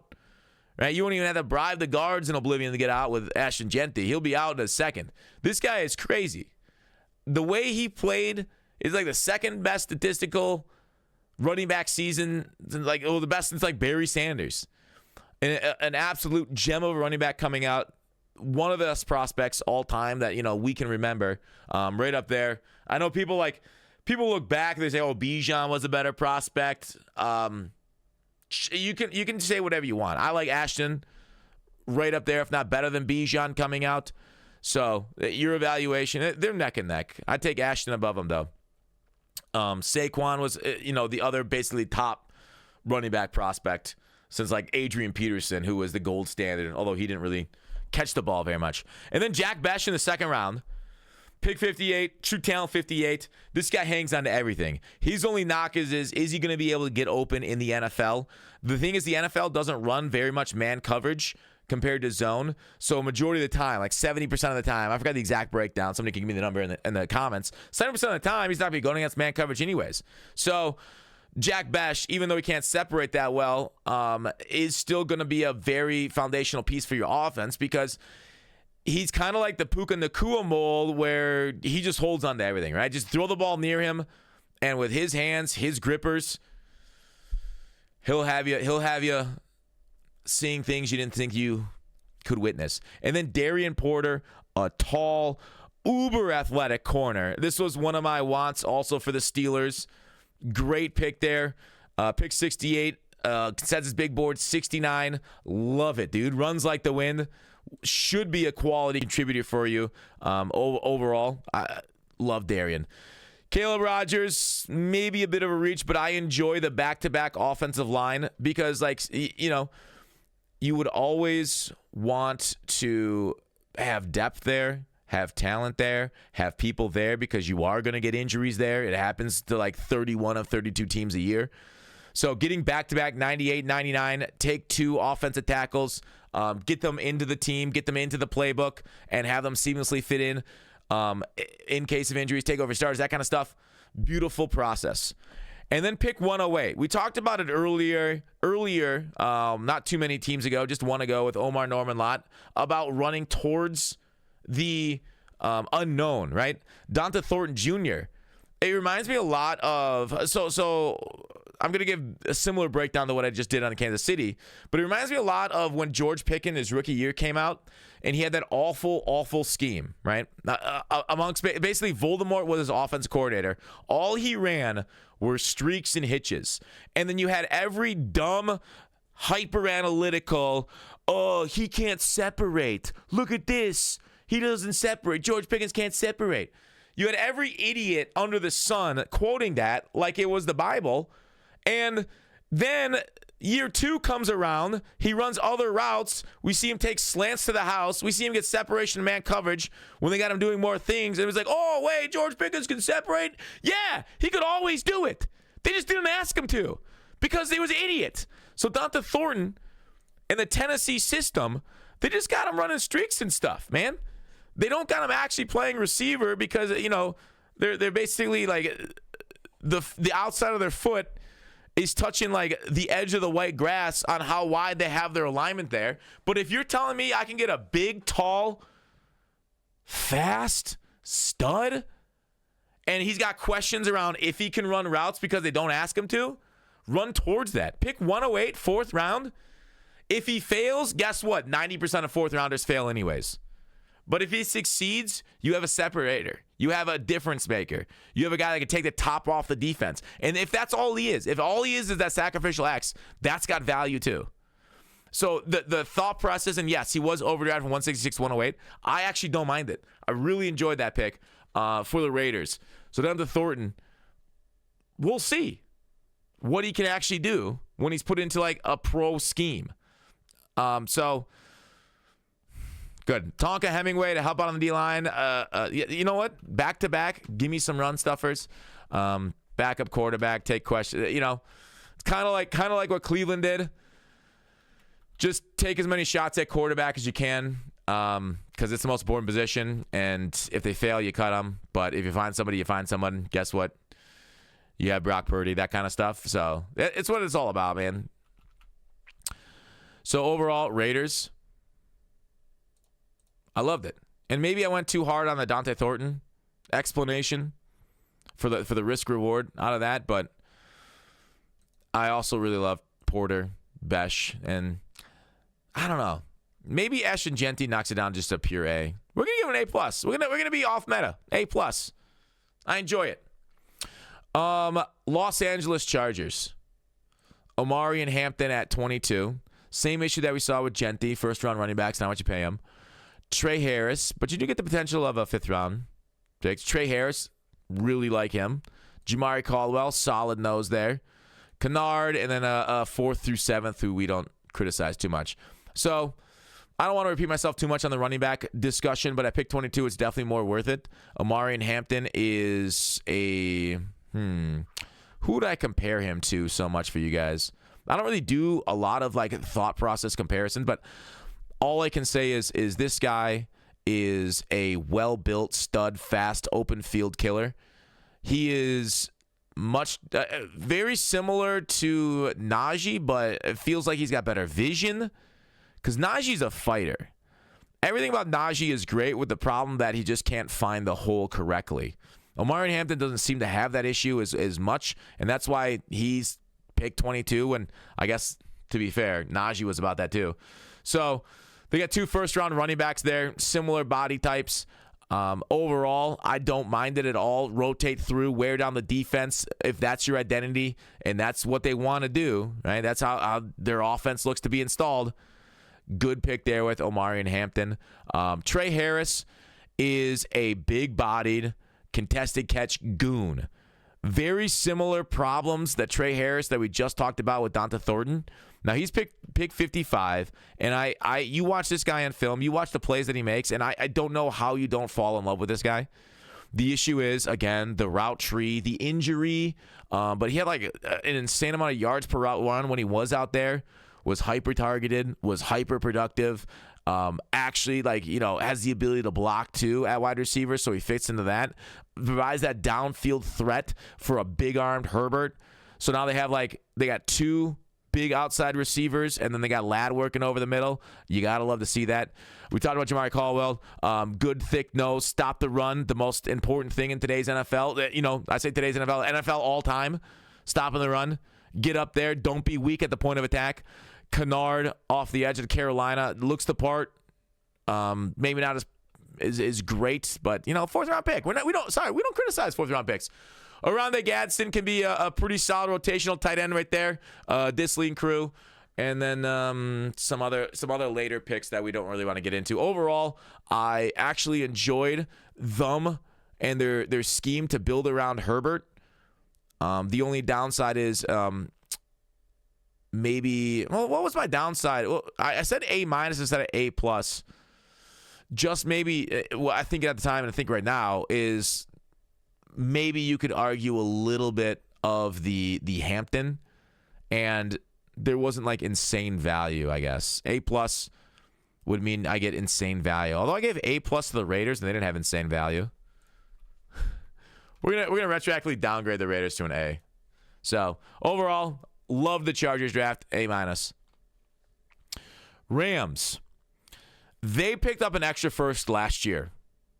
Great process. I think the issue with that is I feel like Terrence Ferguson is not that interesting of a selection.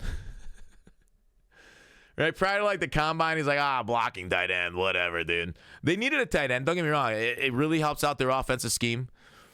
Helps out Stafford and them whatsoever. And the Rams are a very advanced team and front office.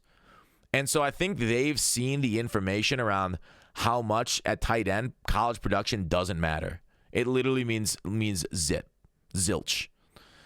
So with Terrence Ferguson, him being a highly athletic tight end, and those being the kind of tight ends that succeed in the NFL, him at 84 and him being picked at 46, it feels like you're using up a lot of basically the value of him being ranked 84 versus getting him into your scheme. Now, the next pick was at 90. He probably would have gone before that.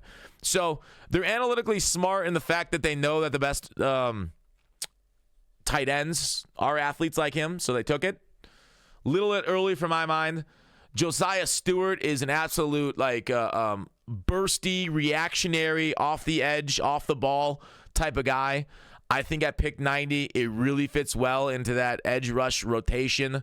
versus Young, and then you got your middle stuff with Fisk and crew there. So I think it like they got the identity, right? Rams over the past, decade plus, they've been like the Aaron Donald identity on their team. Their defensive pass rush has been how they've won games. Obviously, they won the Super Bowl when they got, some cover corners. They got Ramsey and whatnot, and obviously other contributions, don't get me wrong. But overall, it looks like they're trying to do Aaron Donald by committee. So just make everybody a hyper quality defensive line player run. I'd say Josiah Stewart's better against the pass than the run. But as far as his rookie year being a rotational pass rusher, that's a good pick. And then Jarquez Hunter.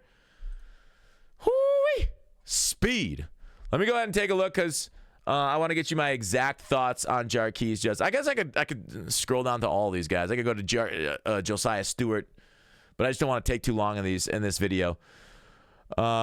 Looks like the ideal build with long speed, lower shoulders, pick up extra yards, run throughs, arm tackles. Def somebody I want. So, Jarquez Hunter,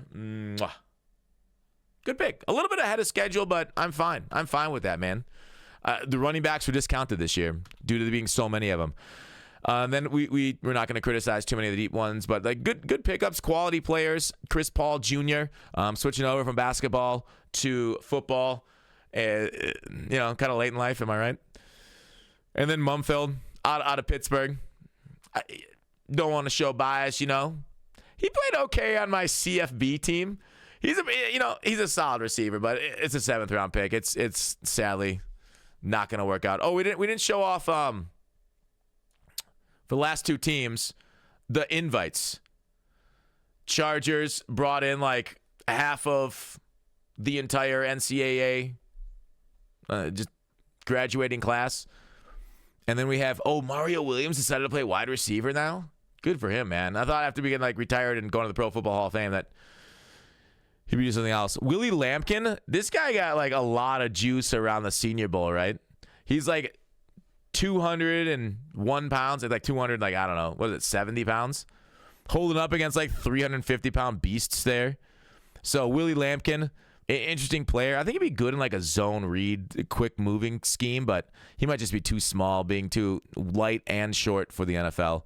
But I like the chance, man. Bring him in, see how he actually plays in training camp, and then offer him a roster spot if he shows the difference maker. So overall, the Rams, great job.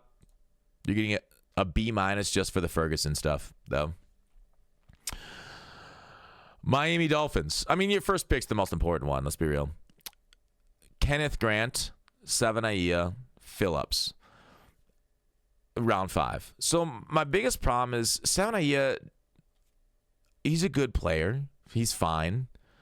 The issue is the trade up to grab him, robbing you a little bit.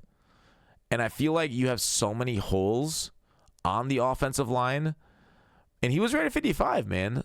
He potentially would have been there at your pick. I mean, I feel like they just got a little trigger happy.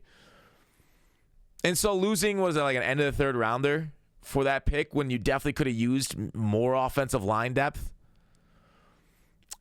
I love Kenneth Grant, a run-stopping defensive tackle. I really kind of wanted all offensive line, man. I needed to see more. Like, yeah, your defense has holes. Your secondary is not really fixed. It feels like you're in transition time. Quinn Ewers is your quarterback. Maybe he takes over for Tua. Is Tua going to stay healthy this year? I don't know. But I don't think Quinn Ewers is going to take over for Tua, okay? Even though Des Bryant says he's going to. It could happen, man. It could, dude.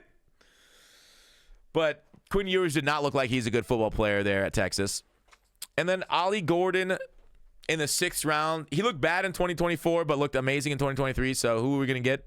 Is the guy we just got our eyes on for the last 12 months or not? So I don't love the process, even though I love Kenneth Grant. And because the process alone was like, I just need you to keep Tua healthy. And I don't know why you don't see that as the main priority of your franchise also. Kind of had me confused. They're bringing in some more from minicamp, which is why I'm a little critical of the draft. Minnesota Vikings. They only had 5 picks due to prior years and whatnot. Donovan Jackson, a very flexible interior offensive line, can kick out to play tackle like he did for Ohio State for them down the stretch, and played admirably there too. So great interior. I think he's a solid pick, even though he's true talented at 36-24. It's fine. Ideally, if I'm them, I would have traded back and still tried to grab Donovan Jackson and picked up more picks. And I heard Philadelphia was asking everybody in the 20s to trade, and that probably I would have taken the risk personally. But if you were locked on Donovan and you need this guy, I'm going to trust it. Ty Felton, I don't see it. I don't. I think he's a little weak for me.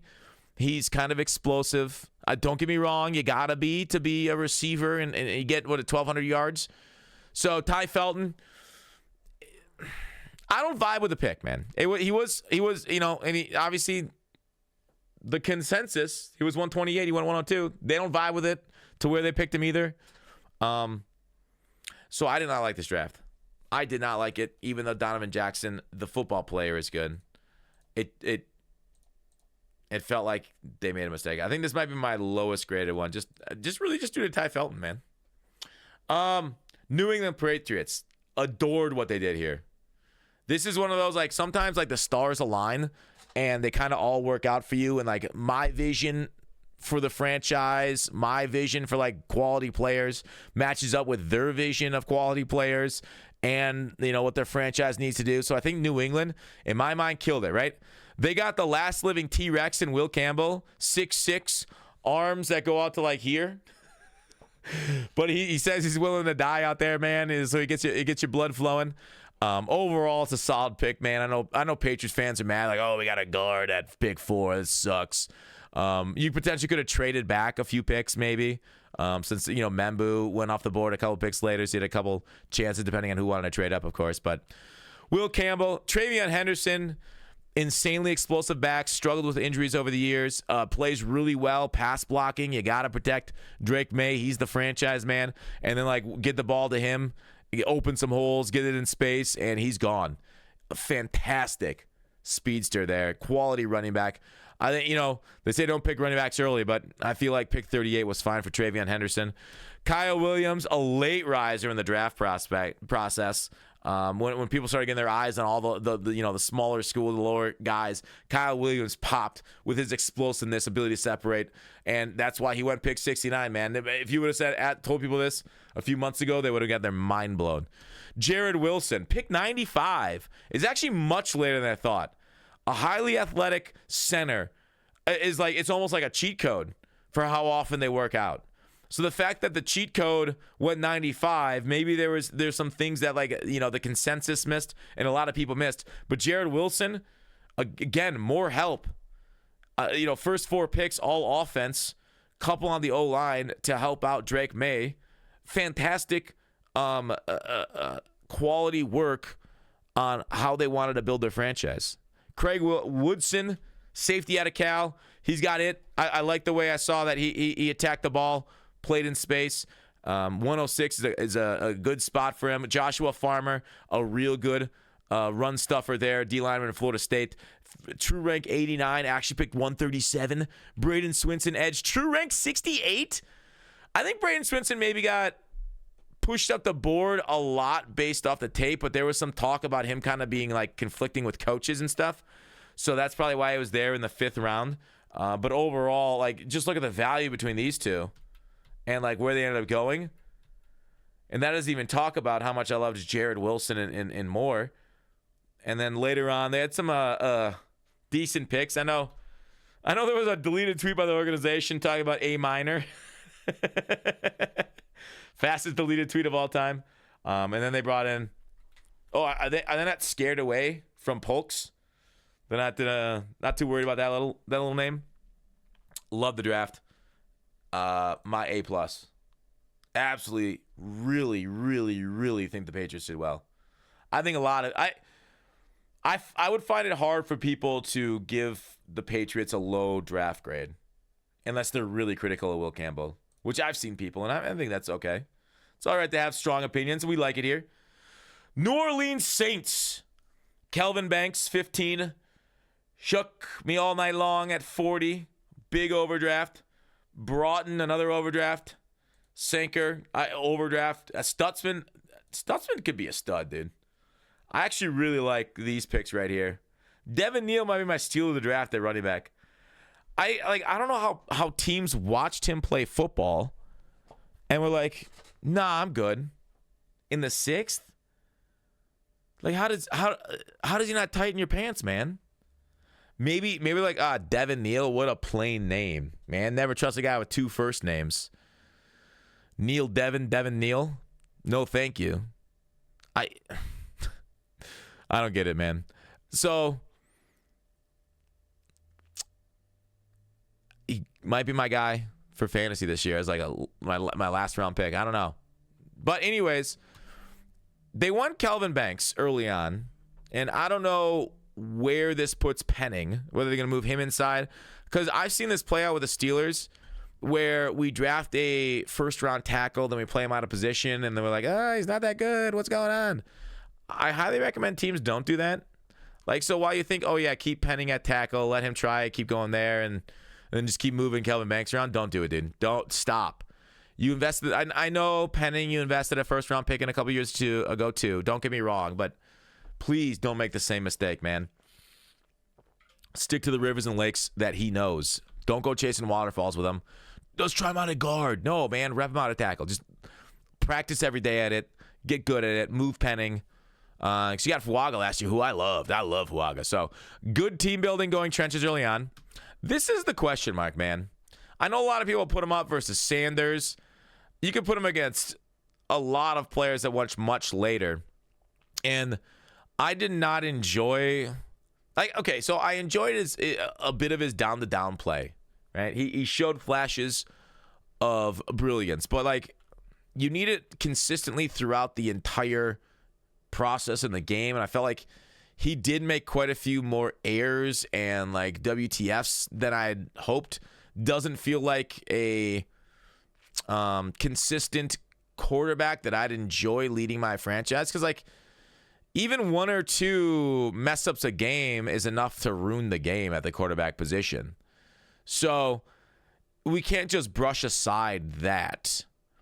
And overdrafting him by 50 picks versus consensus, which I even think consensus was a little aggressive. That's tough, right? But with that said, I enjoy the way they built their trenches. Broughton overdrafted, and I kind of agree with consensus on the ranking there. Sanker's a good pick. Stutz, I thought a fine pick, I think, actually. And then, like I said, I expressed my enjoyment of Stutz film, and especially Neal. So a real mixed bag, man. A real mixed bag. Maybe one we come back to in a few years, you're like, whoa, so these guys really showed out. And they could have got some steals, and it will look like fools years now when some of these steals play well. But maybe some of the guys that were the ones that were criticizing that they could have done better on will kind of get lost in the wave. It's it happens, busts happen. But it's the process that we're evaluating, dudes. Talk about decent process. After if they would have had Hard Knocks this year, I'm pretty sure people would be much more positive about the front office. It's just too bad they ruined the best thing in the NFL, which was the offseason Hard Knocks. That was so compelling last year. And it's never going to happen again. Abdul Carter at 2. Oh, sorry, they got him at 3, but he was 2 talent because the quarterback jumped. But their edge rushes look, their defensive line looking amazing now with Darius Alexander, Sexy Dexy. Jackson Dart, I think, was the biggest question mark. And I think the process around him is the reason why I'm a little bit, I'm not an A+ draft here. Because love Carter, love Alexander, love Scadaboo, love Marcus here. Absolutely over the moon for 4 of their first 5 picks. And like I said, we don't really criticize 7th rounders. Love, dude. Awesome work, Giants. But then, can we just ignore this little guy? No. Were they worried about Jackson Dart going?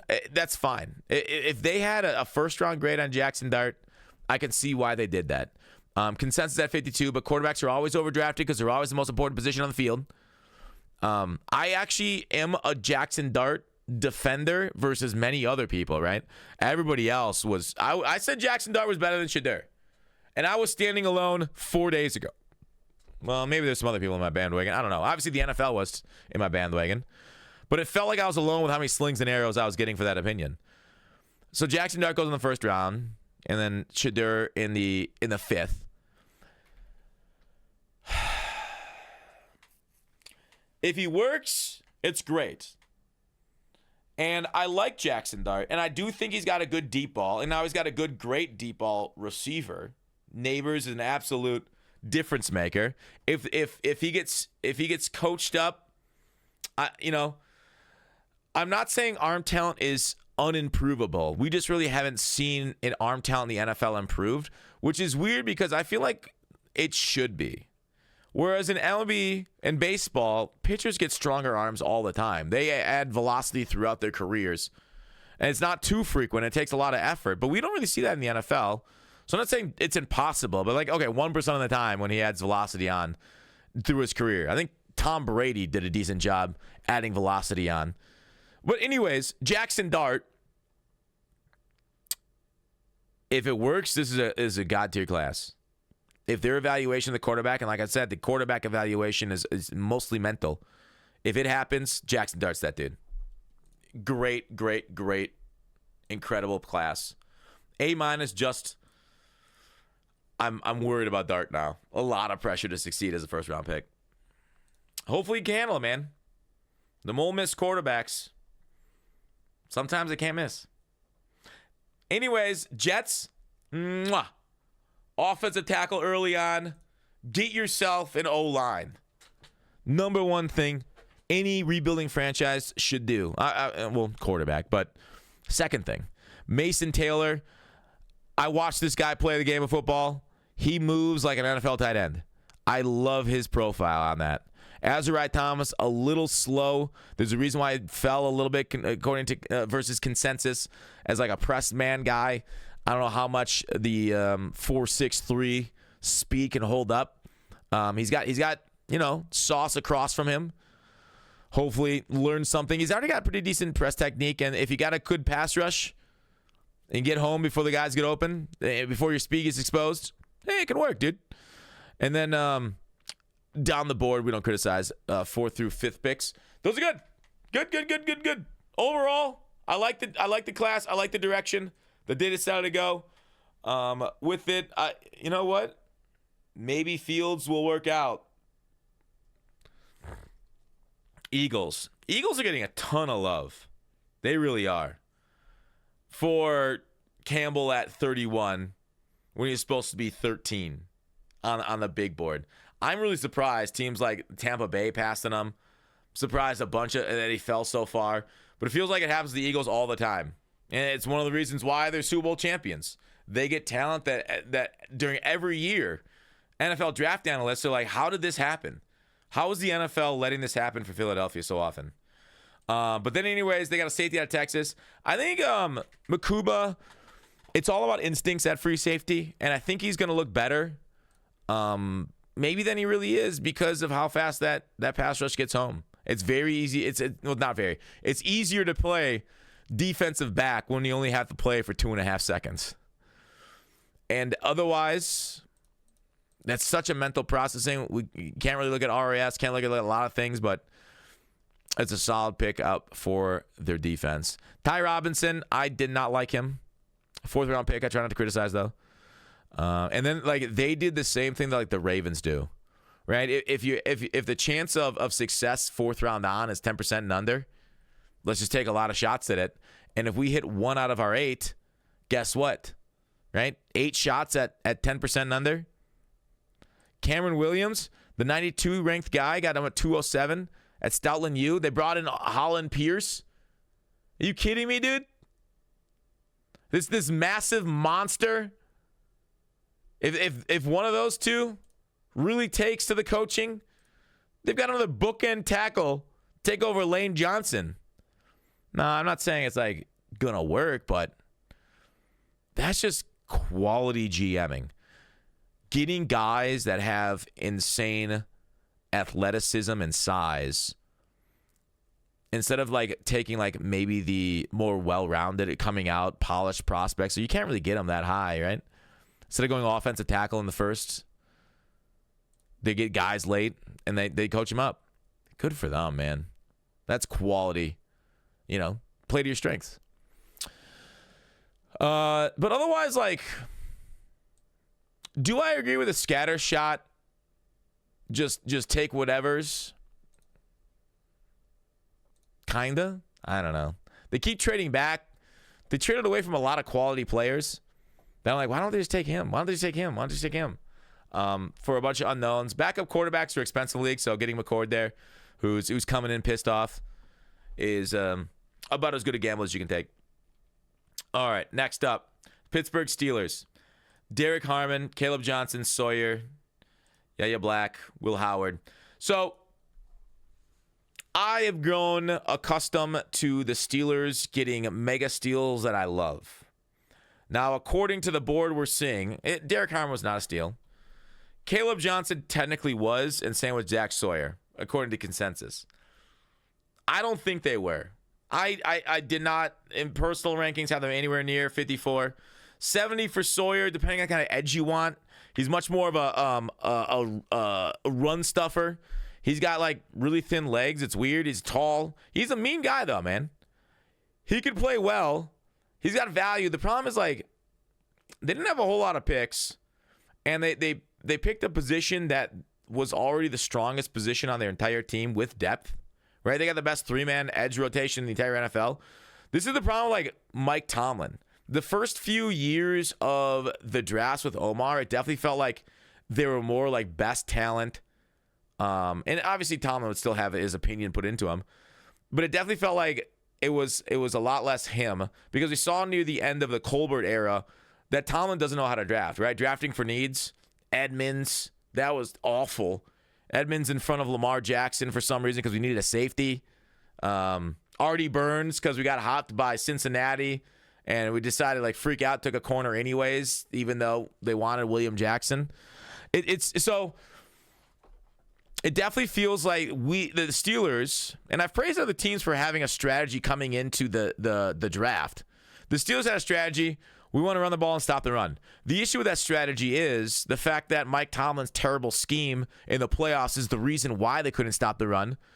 Having their edges crash down on Derrick Henry and trying to get their linebackers to loop to stop Lamar, but then like they go like double A gaps, the linebacker would get lost in the muck and Lamar would go off for like 40 yards.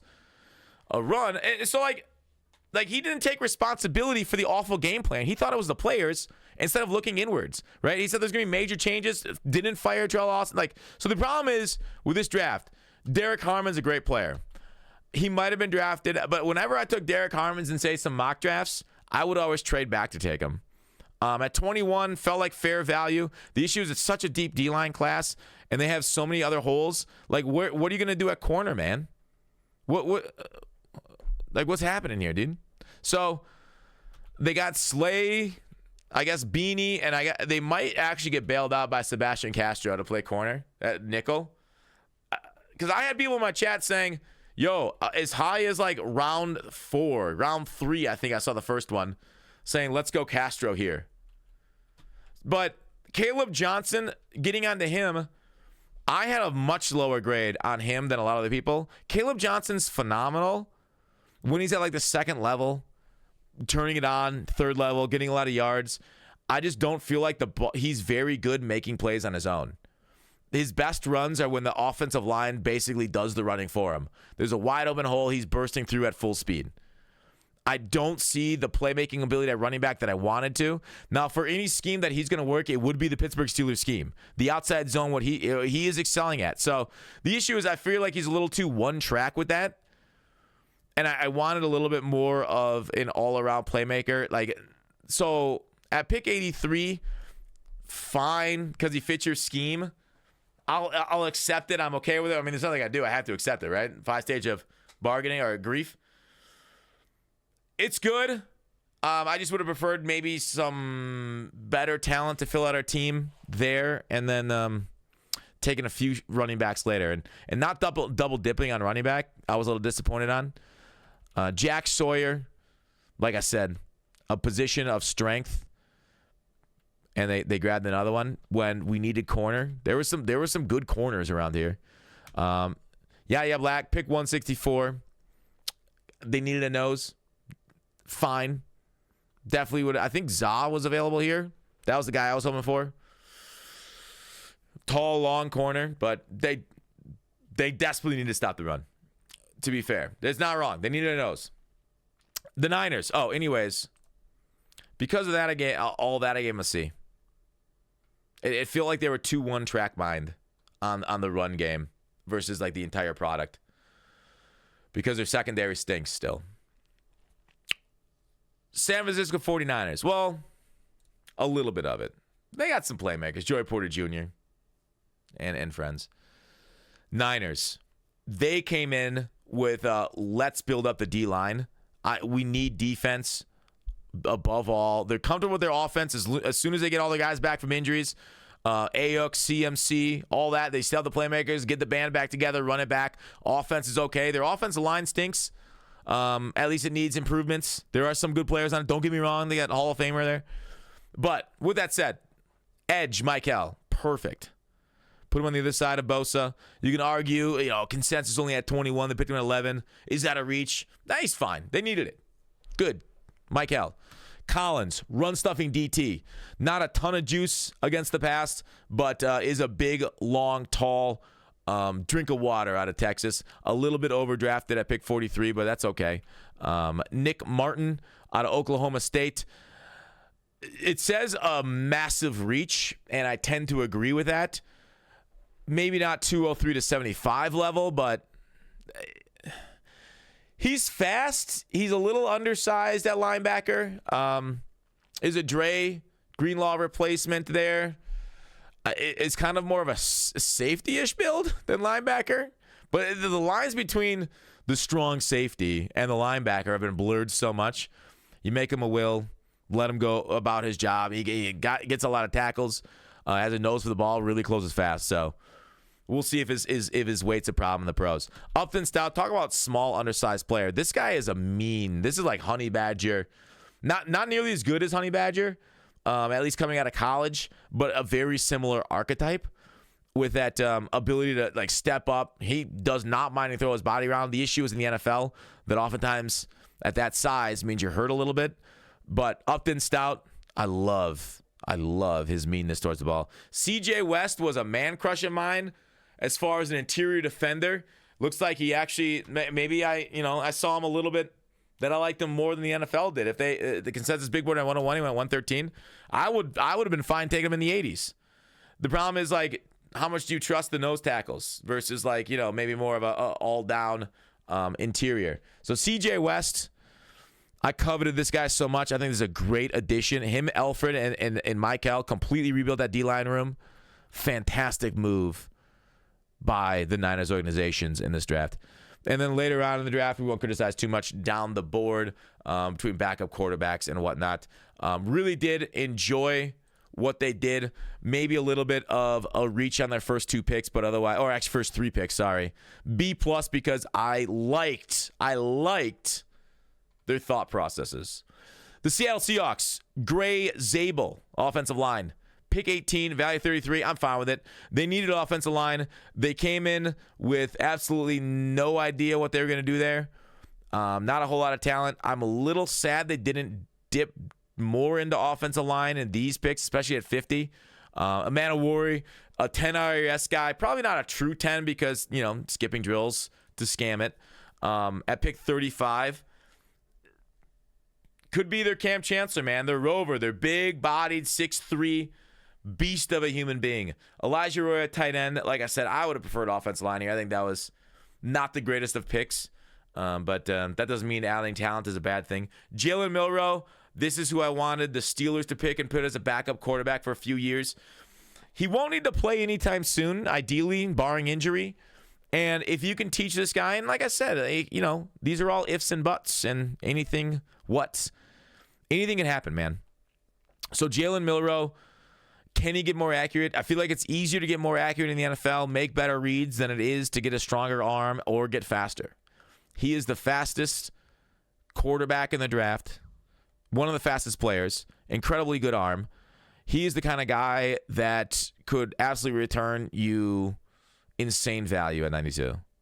I love the pick at the most important position in the game, and let's see how good you are at coaching and how good he is at taking coaching. I mean, he was like a freaking Heisman academic or whatever it is. This guy, smart dude. We'll see if he takes the chip on his shoulder or if he just kind of burns out. I don't know. I did not interview the guy. Maybe he's actually bad, lazy, won't get it. I don't know. Torrey Holden, ooh, good pick. Like that. And on the board, more picks. Damian Martinez. A lot of people really love the Damian Martinez at 97. I really, really enjoyed Damian Martinez tape. I am more towards what the NFL saw out of him. I did not see it quite like the consensus saw it on him. So, Damian Martinez 223. About right. Ricky Williams should be Ricky White. Williams. What is this? Miami? Special teamer. They also got, they got a defensive interior named Thor. That's cool. I actually watched tape on him. Watched tape on a few of these guys here, but Thor's neat. Bucks. I don't know what they were doing. Oh, did I give them the grade? Grade here, B-. Oh, wait, that's the Bucks. Darn it.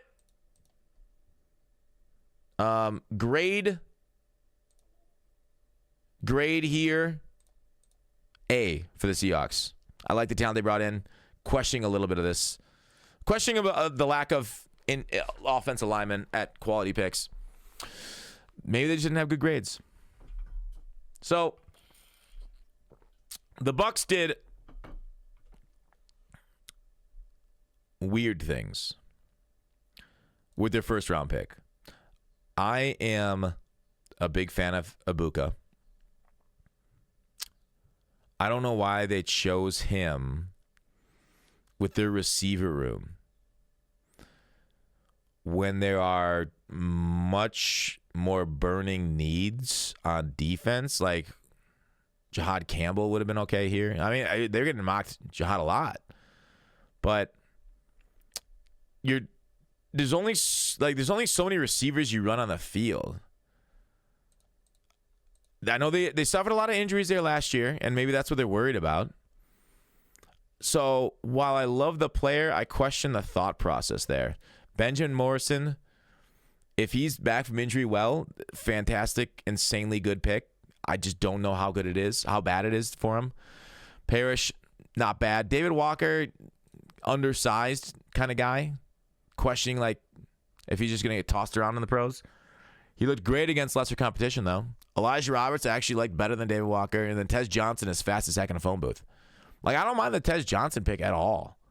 That guy, like, even though he's like 40s, like whatever, like you watch him on the field, this guy's football fast. But like the Emeka Ibuka one, I'm truly confused by. Other than the old thing, take best talent available. So that's what I believe they did. They're just like, all right, who's number one on our board? We're taking it. Don't care about the position. We'll make it work. Even though they've got like 4 good receivers there already. Cam Ward, Tennessee Titans. You got to pick up number 1, right? Unless somebody offered you a Godfather offer, like say somebody offered you like their next 2, like their 3 first-round picks, I could see it. But going into the year making no additions and still having Will Levis, that's got to be tough. And then Oladejo, I know the consensus at 87. I like the Oladejo pick at 52. I don't think that's a reach whatsoever, even though it shows it as a reach. Winston, solid player, dropped a little bit due to injury.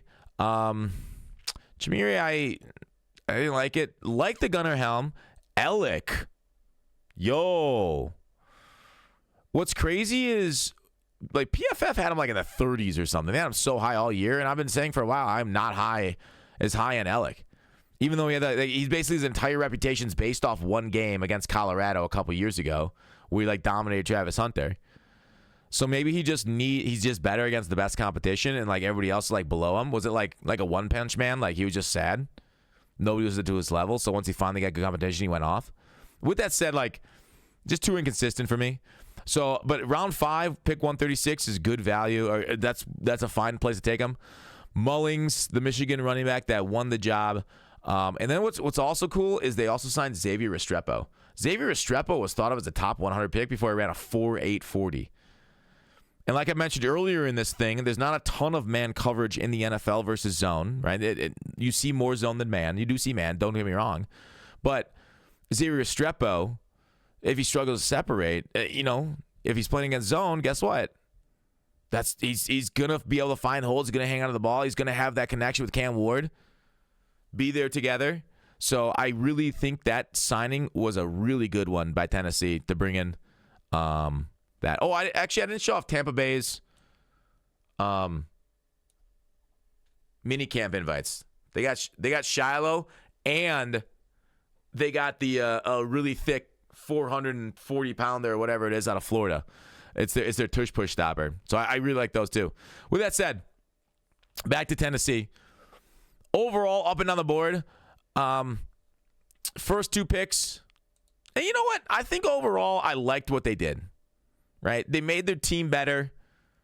They just took best talent, which they thought at the positions, even though them and I sometimes disagreed potentially on best talent there. I'm going to cut them some slack because I thought they did right by their organization. B+ for the Tennessee Titans. And that's what you get, man, for doing well. B+. Washington Commanders, 5 picks. Connerly, Amos, Lane, Medrano, Krosky Merritt out of Arizona. Krosky Merritt, I feel like a lot of people had him much higher on their boards than this, at least that I saw. But I guess overall he was 234. So Connerly and Amos, I really enjoyed the first 2 picks. Help out your trenches, help out your offense, and then like take the best talent available. I don't know why Amos slid. I didn't actually look into why he slid, because pre-draft he was getting a lot of love. And then I think Jalen Lane is a decent playmaker there late. So the Commanders adding to their offensive line a couple times here, actually, through trading Connerly. Amos at corner. I think they've done right by themselves. So not as flashy or as big of a class as you would expect or hope for. But the unsexy picks are sometimes the ones that get you victories, especially since you already have your franchise quarterback. Helping him out, building him. That's great. I maybe would have... I always want more, but you can only get so much with your resources. So there you go. Good one. I hope you guys enjoyed the breakdown for the all 32 teams, how they did in the draft. Here's your invites. Thanks for watching.